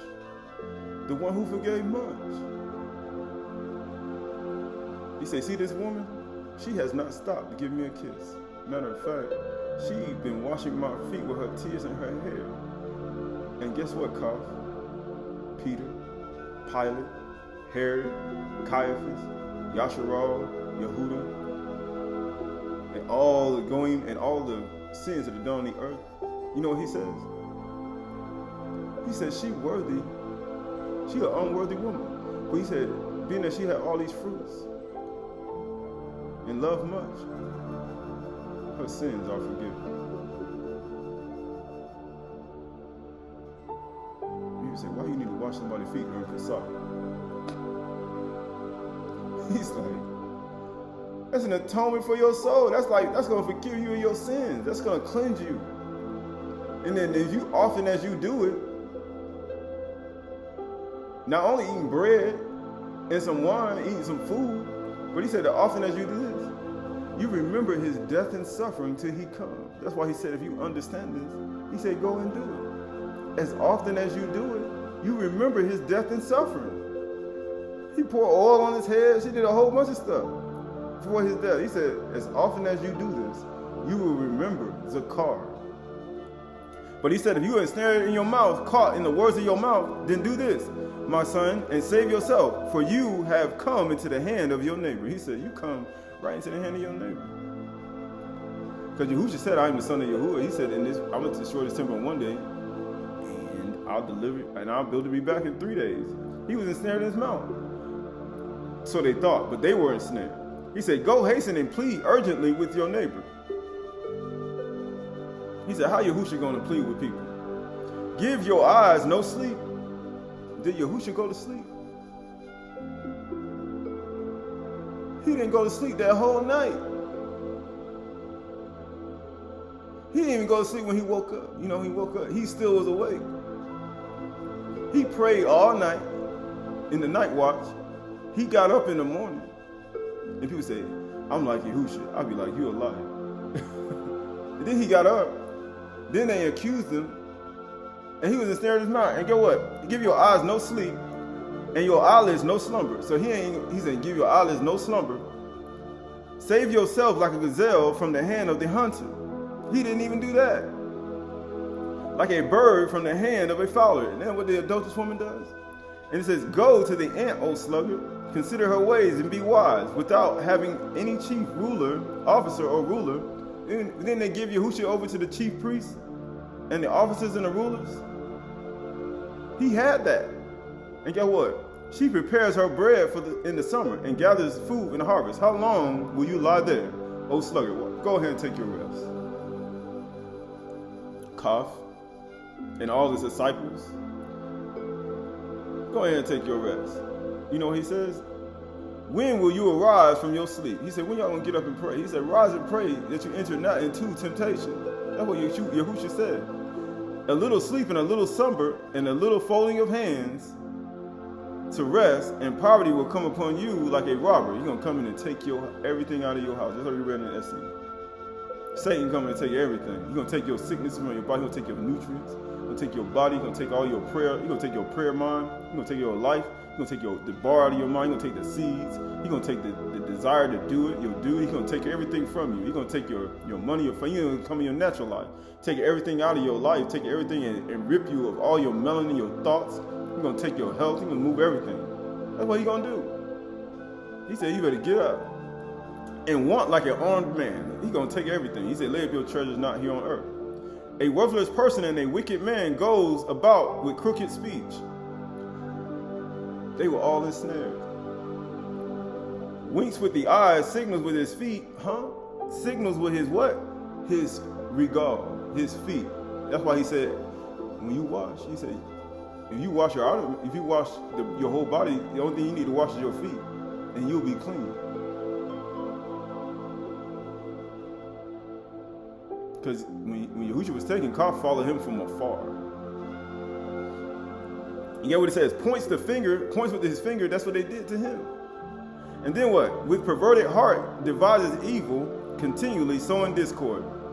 That's what they did. They were all possessed with the powers of Mastama. They already had Satan on them before the sun went down on the 15th day. Before the 15th day came in. They were already messed up before the sun went down. And then what he said? Therefore, calamity will come upon him suddenly. That's when Mastama comes. He said, we coming out of Mizraim, coming out of Egypt. We eating the Pasach lamb. That's why he said, we are the circumcision, who worship Yahuwah and Ruach and in truth and have no confidence in the flesh. And get what it says. Therefore, calamity will come upon him suddenly. In a moment, he will be broken beyond healing. Right? Now we're going to last two things. So this is the book of Matthew, chapter 27, and verse Matthew 27, and verse 39. We read this so many times, right? But this is Matthew 27:37. And over his head they put a charge against him, which read, this is Yahusha, the Malach of the Yahudim, because that's his treacherous sister. He was a husband of the Yahudim. Then the two robbers will crucify him, one on the right and one on the left. And those who passed by derided him, wagging their heads and saying, you who would destroy the temple and rebuild it in 3 days, save yourself. If you are the son of Yahuwah, come down from the cross. So the chief priests and the scribes and the elders mocked him, saying, he saves others, he cannot save himself. If he the Malach of Yasharal, because he the husband of Yasharal.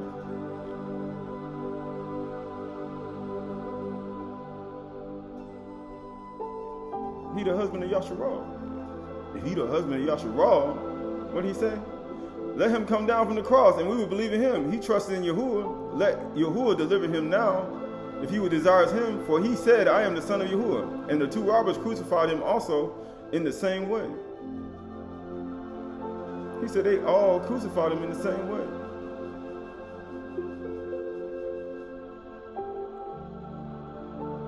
All right, going to verse 27:35. It says, and when they had crucified him, they divided his garments among them, and they sat down and kept watch over him there. Because they were where were they at when they kept watch over him? Because he was high and lifted up above them. On his throne, his sapphire throne. Shammai is my throne, because he will high just like the waters above. That's what we read in Bereshit chapter 2, and the waters below. They were at his feet. Yasharal and Yehuda. If he my husband, let him come down. If he my husband, if he the king of Yehuda, let him come down. If he the king of Yasharal, let him come down. But yet they at his feet watching him. And what they've been doing? They should have been weeping and washing his feet with their tears. They should have been washing his feet with their tears. Because Shamayim is his throne, the earth is his footstool. The waters below should have been washing his feet with their tears. Because they were all unworthy.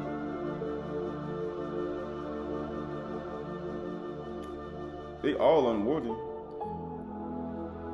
right? This is the book of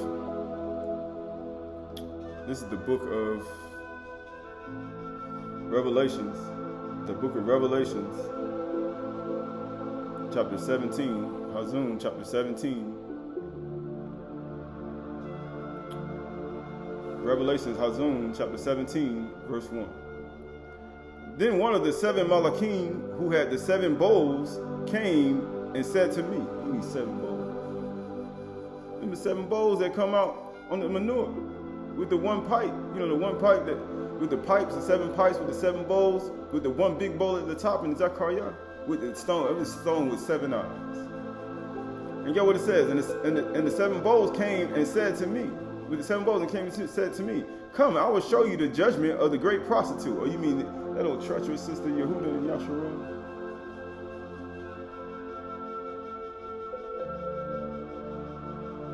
He said, you went around like a Zanah. Yasharal and Yehuda. This is an adulterous woman. He says, with whom the kings of the earth, actually he says, "Come, and I will show you the judgment of the great prostitute, who is seated on many waters, to whom the kings of the earth have committed sexual immorality. And with the wine of sexual immorality, the dwellers on earth have become drunk, and have carried me away in the Ruach into a wilderness, and saw a woman sitting on a scarlet beast that was full of blasphemous names, and it had 7 heads and 10 horns, and the woman was arrayed in a purple, scarlet, and adorned with gold and jewels. Wasn't Yahushua with a purple robe? Wasn't he with a scarlet robe on too? And wasn't you supposed to take the purple hyssop, purple hyssop, and dip it in blood and strike it on your side post and on the top of your door, that the mastama will pass over you?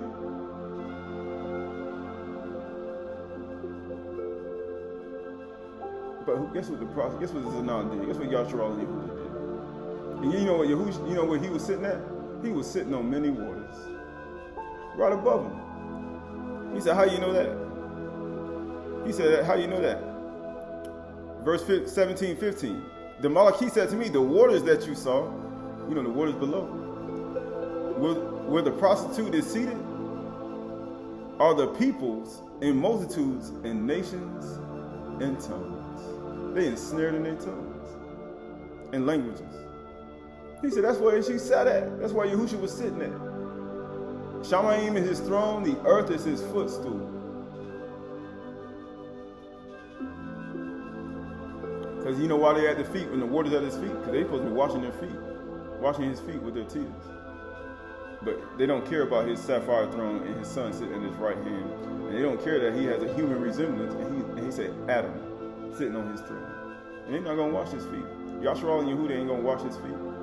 They ain't going to wash a woman. He said, those 2 women, Yashar and Yehuda, they ain't washing nobody's feet. But he told his disciples and those who follow him and the women that were doing it, he said, your sins are forgiven when you do it. Right, we almost finished. This is the book of, we almost there.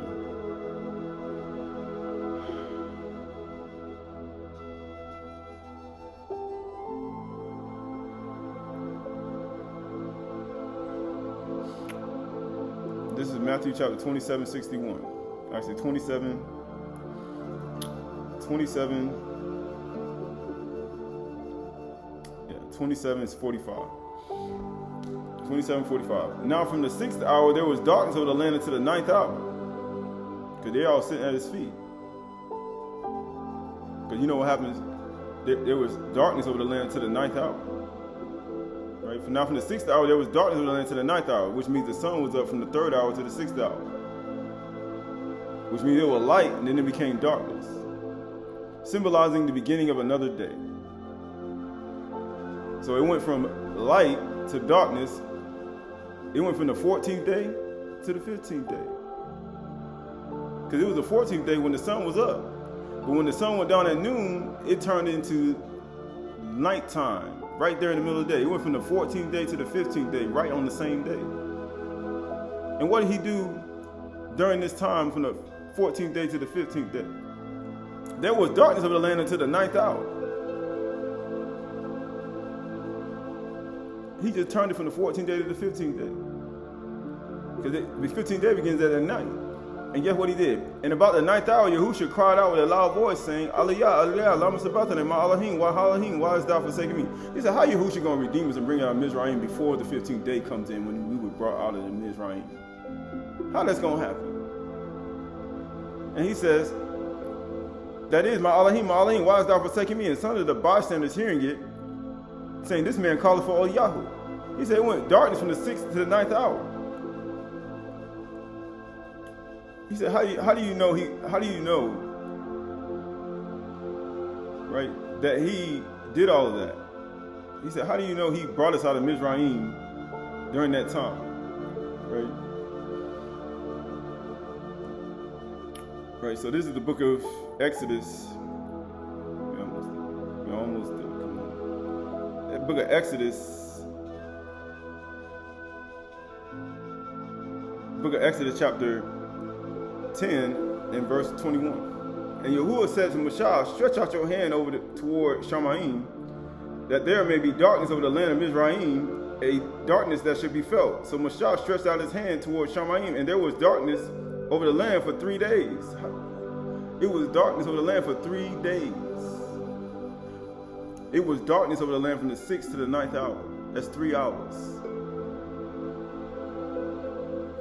They did not see one another, nor did anyone rise from his place for 3 days, for 3 hours, because they were all sitting down watching him. And amazingly, that's a night of much watching. And they were watching him too. He did all that in 1 day. It was a night of much watching in 1 day. They were literally sitting down watching him for 3 hours. That was the 3 hours there. Nobody left there. It was a night of much watching. Right there in the middle of the day. On the 14th day. And guess what he said? They did not see one another, nor did anyone rise from his place for 3 days. For 3 hours. But all the people of Yashral had light where they lived. What was the light that they saw? What happens when the sun goes down? You see the stars, Shemesh, Kugim, and Yard. We say, how you got light when the sun went down? Because Yahushua told his disciples before he died. He said, I'm the way, the truth, and the light. I am the light. He's the light in the beginning. Because remember, for 3 days, there was darkness there was 3 days. There was the 4th day, the sun didn't never recreated until the 4th day. But so that light that was in the beginning, when he said, let there be light, it was a light that shone for 3 days. On the first day, 3 days of creation. Going back to Matthew 27. Matthew 27, Matthew Yahoo 27. This is Matthew Yahoo 27, 30, 27, and 47. And some of the bystanders hearing it said, this man is calling for all Yahoo. Actually going to 45. Now from the 6th hour there was darkness of the land to the 9th hour. It's 3 hours. And about the 9th hour, Yahushua cried out with a loud voice, Aliyah, Lelah, Lama Sabbathana, that is, my Elohim, why hast thou forsaken me? What happened at midnight?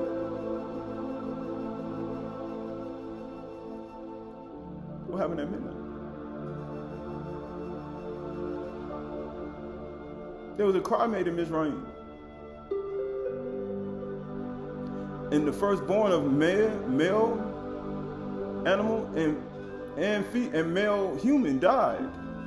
Yahushua was the Lamb of Yahuwah, the Sah, and he was Adam. He was the firstborn. He was the first Adam. And guess what he did? Ma'alayim, why hast thou forsaken me? And some of the bystanders hearing it, this man is calling for all Yahoo. And one of them ran and took a sponge and filled him with sour wine. And put it, because he said, I looked for pity, I found none. They gave me poison for my food.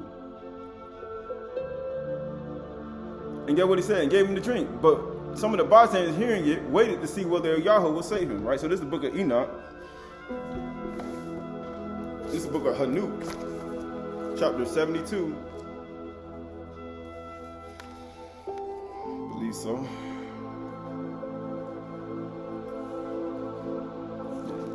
Book of Enoch, chapter 72. This is Book of Enoch, chapter 72. Book of Hanuk, chapter 72, in verse 31. Actually, 30. Actually, go up to let's go to verse 28. And on that night has the night decreased by a 9th part, and the night has become 11 parts. Because you know it's a night of much watching. Matter of fact, it was a night of much watching last night, and then he darkened it in a clear day at noontime, around this time. And guess what? We still in darkness. It's not even 6 in the 9th hour yet, and we still in darkness. If he was still being crucified right now, remember that eclipse that happened, it happened right at this time. But it said right here, and it says, and on that night has the night decreased in length by 9 parts, and the 9 parts has become 11 parts, and the day 7 parts, and the sun has returned and entered into the second portal in the east, and returns on those his divisions of his orbit for 30 mornings, 30 days, arising 30 and setting, and on that day the night decreases in length. Why do you think he did all that? And the night amounts to 10 parts, and the day to 8. And on that day the sun rises from the portal and sets in the west. And it says, and returns to the east. That's what the sun was getting ready to do. And amazingly, when the sun went down at noon, it literally did that. It went from day to night. It went from the 14th day to the 15th day. It literally did that while Yahushua was on totality, on the cross. It says, and on that day, the sun rises from the portal and sets in the west, and returns to the east, and rises in the third portal in 1:30 mornings, and sets in the west of Shamayim. And on that day, the night decreases in the amounts of 9 parts. And the day and the 9 parts, and the night 33 is equal to the day.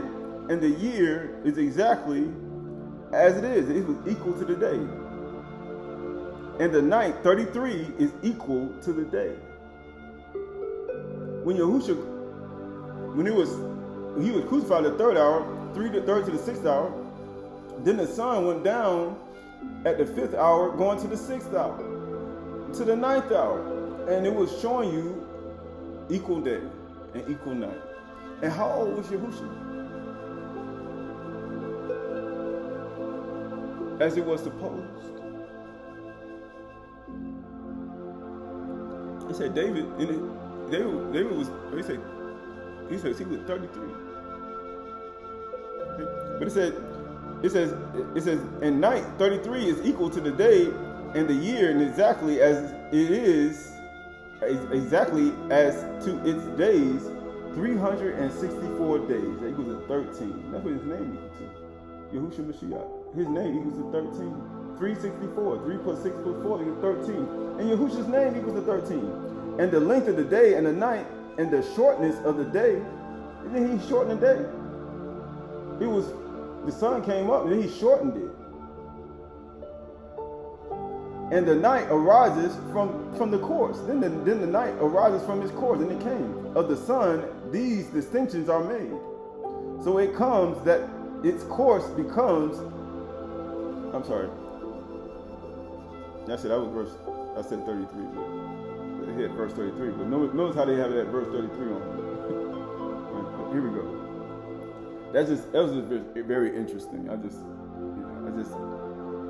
Whoever wrote this book, I understand something. But it said right here, and it says 3 days, 364 days, and the length of the day and the night, and the shortness of the day of the night arises through its course. Verse 34. Of the sun, these distinctions are made.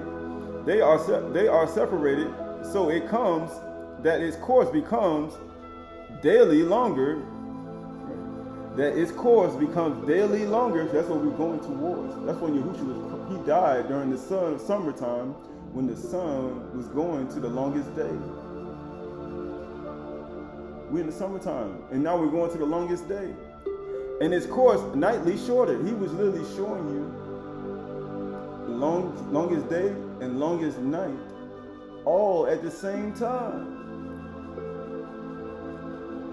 And this is the law of the course of the sun. That's why they said the Yahudim had light. How you got the light when the sun went down at noon?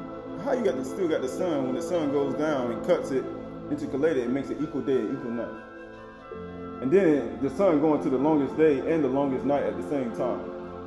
Because he's showing you how the sun and this is equal day and equal night all at the same time. That's why he darkened it right at midnight. Or he made it midnight in a clear day. He literally made it midnight in a clear day. That's why the sun went down at noon. He was making it midnight in a clear day. It was a cry made. He cried out. And then he says, and he returned as often as, and hear what it says. And this is the law of the course of the sun. And in his return, as often as he returns 60 times and rises, the great luminary which is named the sun forever and ever. And that which thus rises is the great luminary, and is so named according to its appearance, according as Yahuwah commanded. And he rises, and he said, my servant, what was Abraham's name mean? Exalted father. It means to rise. It means to be exalted. He arises and he sets the decree and decreases not. He said he rose and he sets and it don't even decrease. And guess what it says? and rest not, but burns day and night. Why do you think he said, how does the sun have, how does they have day, how did they have light when the sun was down? He said he burns day and night. What's burning while he day and night? He said, meditate on the bar of human night, and you have gifts to set. So what is burning day and night? His 7 eyes. Ayin ish lapid. His 7 eyes. Ayin ish lapid. His eyes are like flaming torches. Because he's a watchman. That's why he was high above the people. He was watching them while they were watching him. It says, and his light is 7-fold brighter. Oh, 7 eyes. It's 7-fold brighter than that of the moon. He said, I'm 7 times brighter. Matter of fact, my 7 eyes are brighter. Remember, Leviathan had Ish Lapid too. But he said, I'm 7 times brighter than the moon. But as regards to size, they are both equal. He said, but guess what he said? He said they both equal though. He said, I just got a little bit, my little wicks that I put in my manure just got a little bit more to them. But the moon, the woman has light too. And she gotta be a watchman too. Because he was Adam on the throne. Remember he said he saw the appearance of a man on the sapphire throne, but he said it was like Adam, both male and female. Greater light, lesser light. Right, so this is the book of Judges chapter 16. Judges chapter 16. Judges.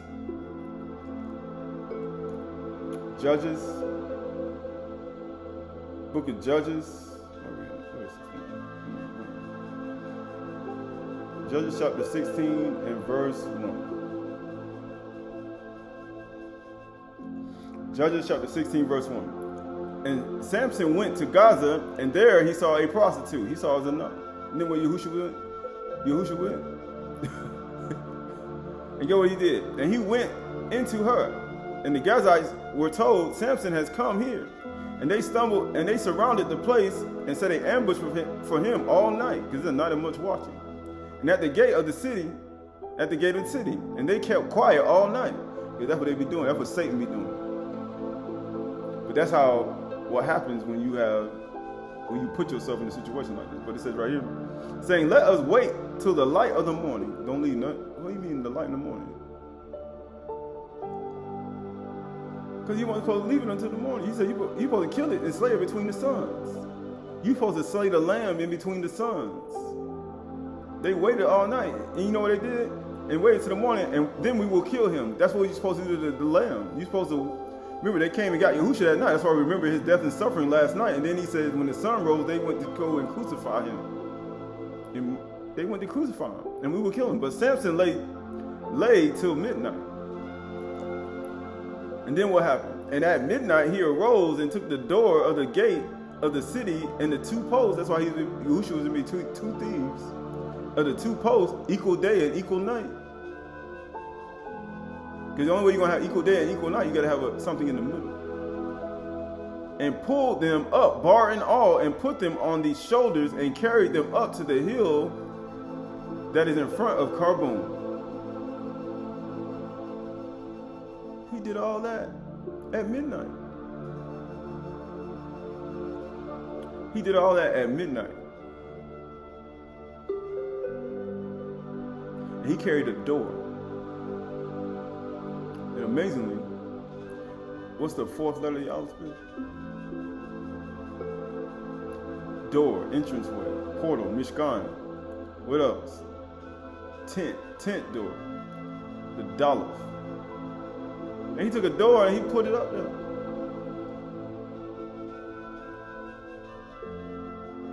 He put the door up there. And when was the sun created? The Shemash Kugel in the yard? On the 4th day. On the 4th day. And he said, how you gonna determine equal day and equal night? At midnight.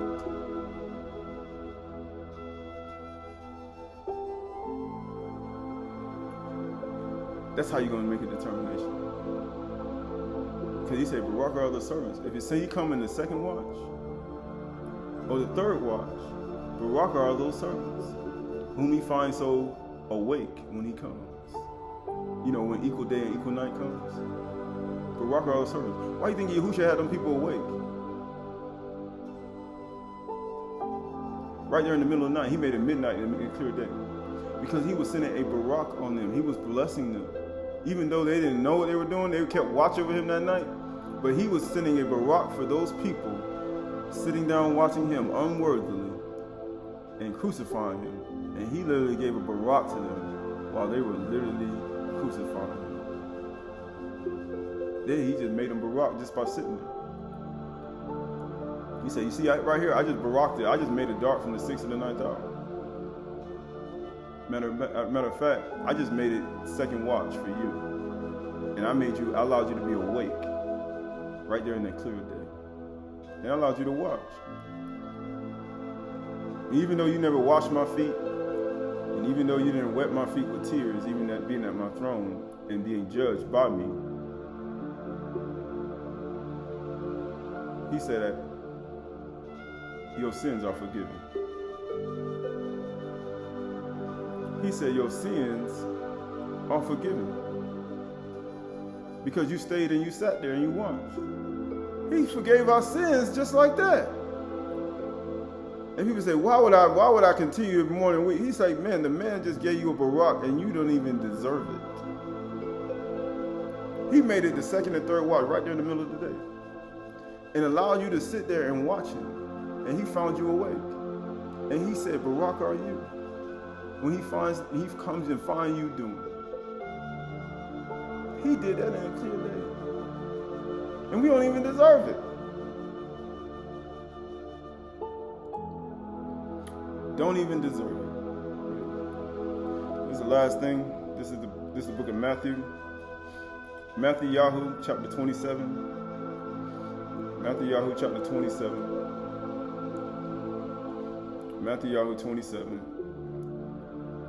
And it says right here, Matthew 27:47. And some of the bystanders hearing it said, this man is calling for all of y'all. And one of them at once ran and took a sponge and filled it with sour wine and put a reed and gave him to drink. But others said, wait, let's see whether all Yahoo will come and save him. And Yahushua cried out again with a loud voice and yielded up the root.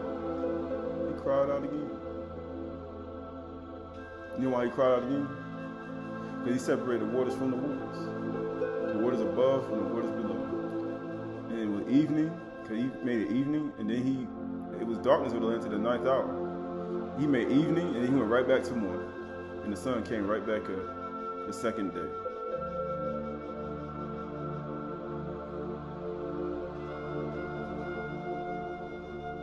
It was the second day, right there on the totality. Evening, morning, second day. It was darkness when it went to the 9th hour, and then he made it morning after the sun went after the 9th hour. Then he cried out, and then he said, "You know what?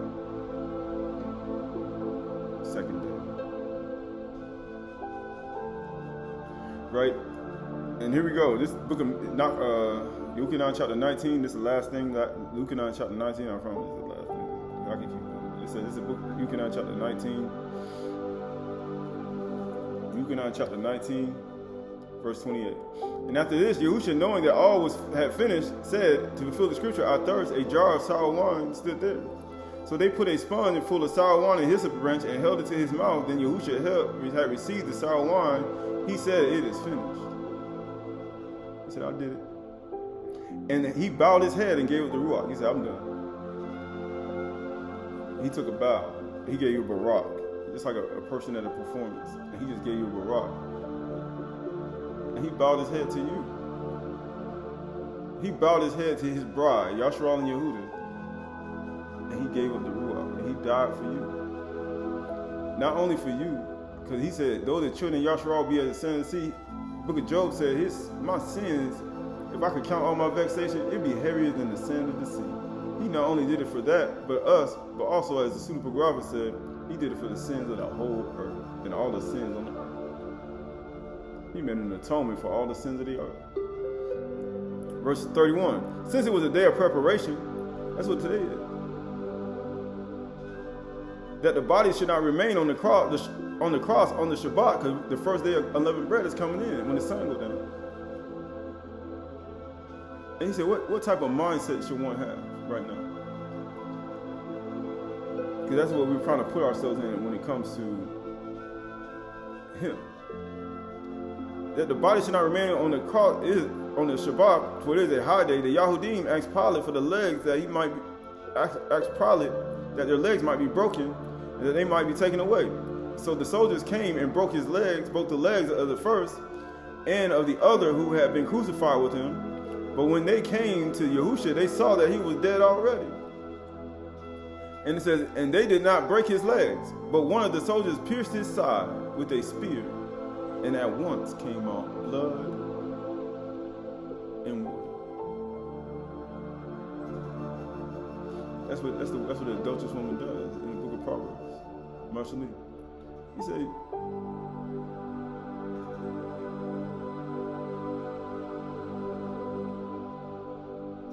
said, why they pierce a dead man?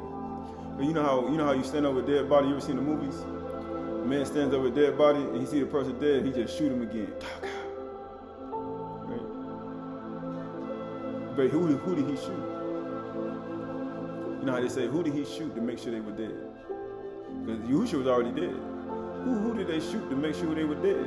Because when Yasharal, things ain't dead if you look at it the right way. Because we always try to, you say, well, how y'all, Yasharal won't die. Even when he say mercy Yahushua, he said Yasharal will never, for some reason, every time Yahushua just gave it the rule. And he said right here, but they went and came to Yahushua and saw that he was dead already. They did not break his legs, but the one of the soldiers pierced him in the side and a spear, and out came blood and water. They made sure he was dead. They wanted to make sure. And then he said, and he who saw it bore witness, and he says, with a spear, and at once came out blood and water. And he who saw it bore witness, and testimony is true. And he knows that he's telling the truth, that you may also believe. For these things took place that the scripture might be fulfilled. Not one of his bones should be broken. And again, another scripture says, they will look on him whom they pierced. Now, he said, what type of mindset one should have right now? And after these things, Yusuf of Arimathea, who was a disciple of Yahushua, but secretly, for the fear of the Yahudim, asked Pilate that they may take away his body of Yahushua. And Pilate gave him permission, so he came and took away his body. And Nicodemus also, who earlier had come to Yahushua by night, came bringing mixture of myrrh, aloes, and 70 pounds of weight. So they took the body of Yahushua and bound it in linen cloth with spices and the burial customs of the Yahudim. Now the place where he was crucified, there was a garden. So what do you need to do with this information? What do you need to do with this knowledge? What do you do with a garden? When something, a seed that's dead and they pierce in the side and there's nothing in it. It's dry. What do? You plant it. You plant it. That you may have peace. You plant it in your mind. Just like a seed. And it says, and then you watch over it. Just like Adam. So they took the body of Yahushua and bound it in linen and with the spices as the burial custom of Yahudim. Now the place where he was crucified, there was a garden. And in the garden a new tomb, in which no one had been laid. So because the Yahudim, day of preparation, since the tomb was close at hand, they laid Yahushua there. He said, why would they do that? Matthew 27 and 16.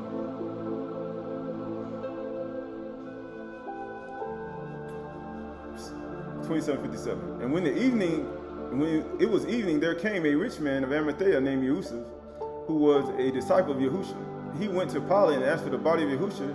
Then Pilate ordered it to be given to him. This all taking during place during Pasach. And it says, and Yahushua took the body and wrapped it in linen a linen shroud and laid it in a new tomb, which he had cut in the rock. And he rolled a great stone and the entrance of the tomb, and he went away. And Mary Magdalene and the other Mary were there. They were there. Still opposite the tomb. He said, why are you reading all the counts? Because. This is Luke 23:50. Now there was a man named Yusuf from the Yahudim town of Arimathea. Luke 23:50. A good and righteous man who had not consented to the decision and actions, and he was looking for the kingdom of Yahuwah. He said, we're looking for the kingdom of Yahuwah. He said, the Malkut of Yahuwah is within you if you plant it in your mind.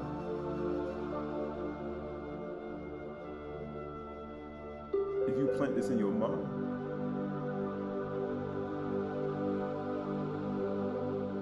Because it only takes 3 days for it to come up. If you plant it in your mind.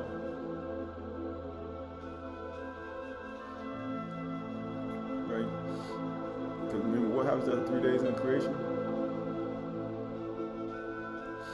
And it says right here, this man went to Pilate and asked for the body of Yahushua. Then he took it down and wrapped it in linen shroud and laid it in a tomb and cut in a stone.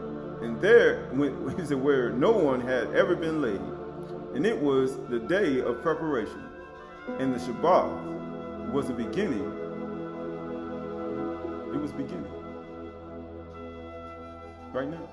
Right, we getting close to that point. And the women who had come with him from Galilee followed and saw the tomb and how his body was laid. Then they returned and prepared spices and ointments. And on the Shabbat they rested according to the commandment. No, they transgressed it. No.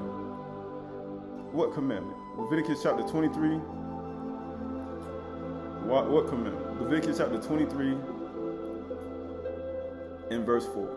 Leviticus, what commandment they rested according to? Leviticus 23 and 4. These are the appointed feasts of Yahuwah, the Qahalath convocations, which you shall proclaim at the time appointed for them.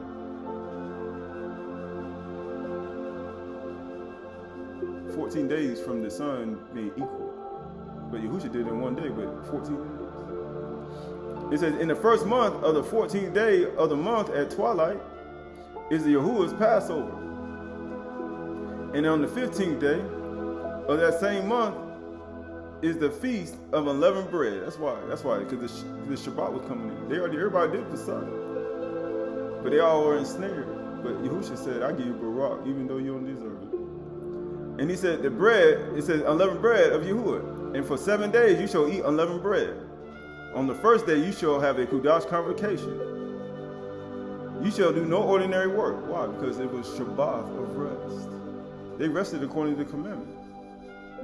Nobody transgressed the commandment. But you shall present a food offering to Yahuwah for 7 days. And on the 7th day is a Qahalath convocation. And you shall do no ordinary work. Right, so we look at all that. We look at Yahushua Mashiach. Look at the light of life. Look at the light of equal parts. He said equal to day and night, all at noontime. Look at Yahushua Mashiach, the son of Yahuwah, who sits at the right hand of Yahuwah on his throne, on the sapphire throne. And he said, sit here at my right hand of my sapphire throne, and till I make your enemies your footstool. Because why would he say make your enemies your footstool? Because Yeshua 66, show is my throne, the earth is my footstool. Because he wanted to have his feet in water with tears of people who actually are and perceive that they are unworthy for salvation. But we look at ourselves as those people. He said, to this man would I look. To him who is a contrite and depressed heart. To those who are destitute. He said, to these people would I look. And those who tremble at my debar, my word. My water. He said, I'm going to look to that person. I'm going to look to that woman down there who was poor and depressed, who was a sinner that other people were talking about. I'm going to look to that calf over there who wept after he denied him and lied 3 times. I'm going to look to those people. Because he told Calf and Peter, he says, you are Calf. And upon this rock, I'm going to build my body, my congregation, my body. and the gates of Sheol shall not prevail against it. That's why he told him that. But Qahalath had to deny him 3 times in order for him to realize that. He had to become depressed, lonely. He had to become weak. He said, then I'm going to look to you. Then you're going to build my house. But he couldn't do it until after he did that. And people say, why these situations come in your life and cause you to be like Satan in a mistake like he had and cause him to weep and weep for him. But then that whole situation brought him to the point where he said, you know what, he did tell me I was called. And upon this rock, I'm going to build my congregation. But by him telling me that, I had to become like him. Because when Yahushua cried out, when Yahushua prayed, he prayed for 3 hours. As a matter of fact, he wept with tears. He said his tears are like drops of blood. And you see what had to happen to Qahalath in order for him to get him to weep and cry. So we look at ourselves as Peter. Or look at him as that example that people should look at and say, who am I that Yahuwah would choose me, even though I'm unworthy to build anything for him? So we look at ourselves and we look at our inward man, we look at our inward being and our inner thoughts and our inward mind. And not to become arrogant and proud as if we're somebody, but to understand the greatest among you shall be as the youngest, and the leader as one who serves. So everybody's a servant in the garden. And if you don't want to be a servant, then you have to go through situations to where you can actually be like, I can actually build something for you. So we look at ourselves, look at this understanding, and we say we don't let it go. He said we don't let it go because Yahuwah has already baraked your soul. He already did it. And you don't even deserve it. We don't even deserve it. He already done it. He already redeemed us, not with corruptible things, the silver and gold, with his precious blood. He already did it. Before the sun went down on the 14th day to go to the 15th day. He already did it. And by him already, he said, death and life was swallowed up in victory. He already won. He already won.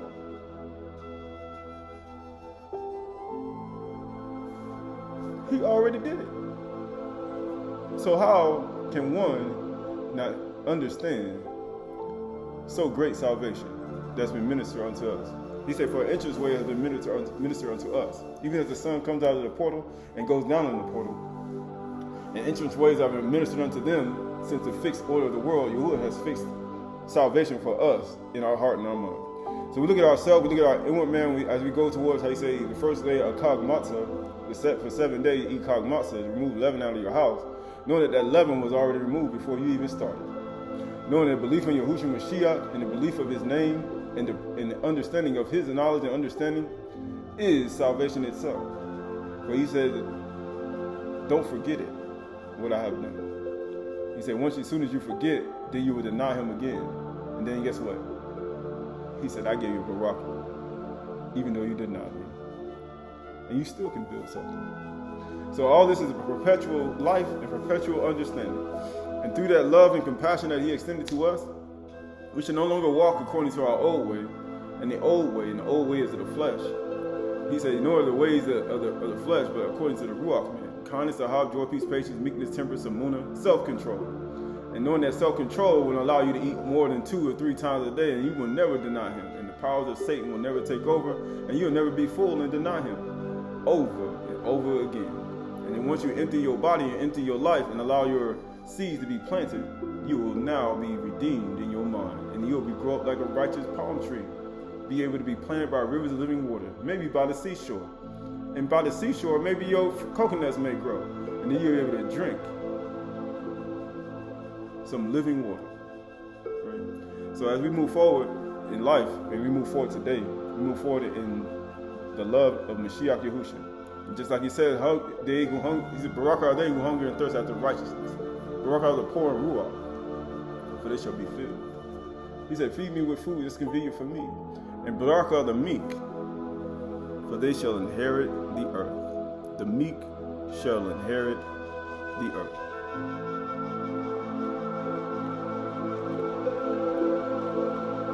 Oh,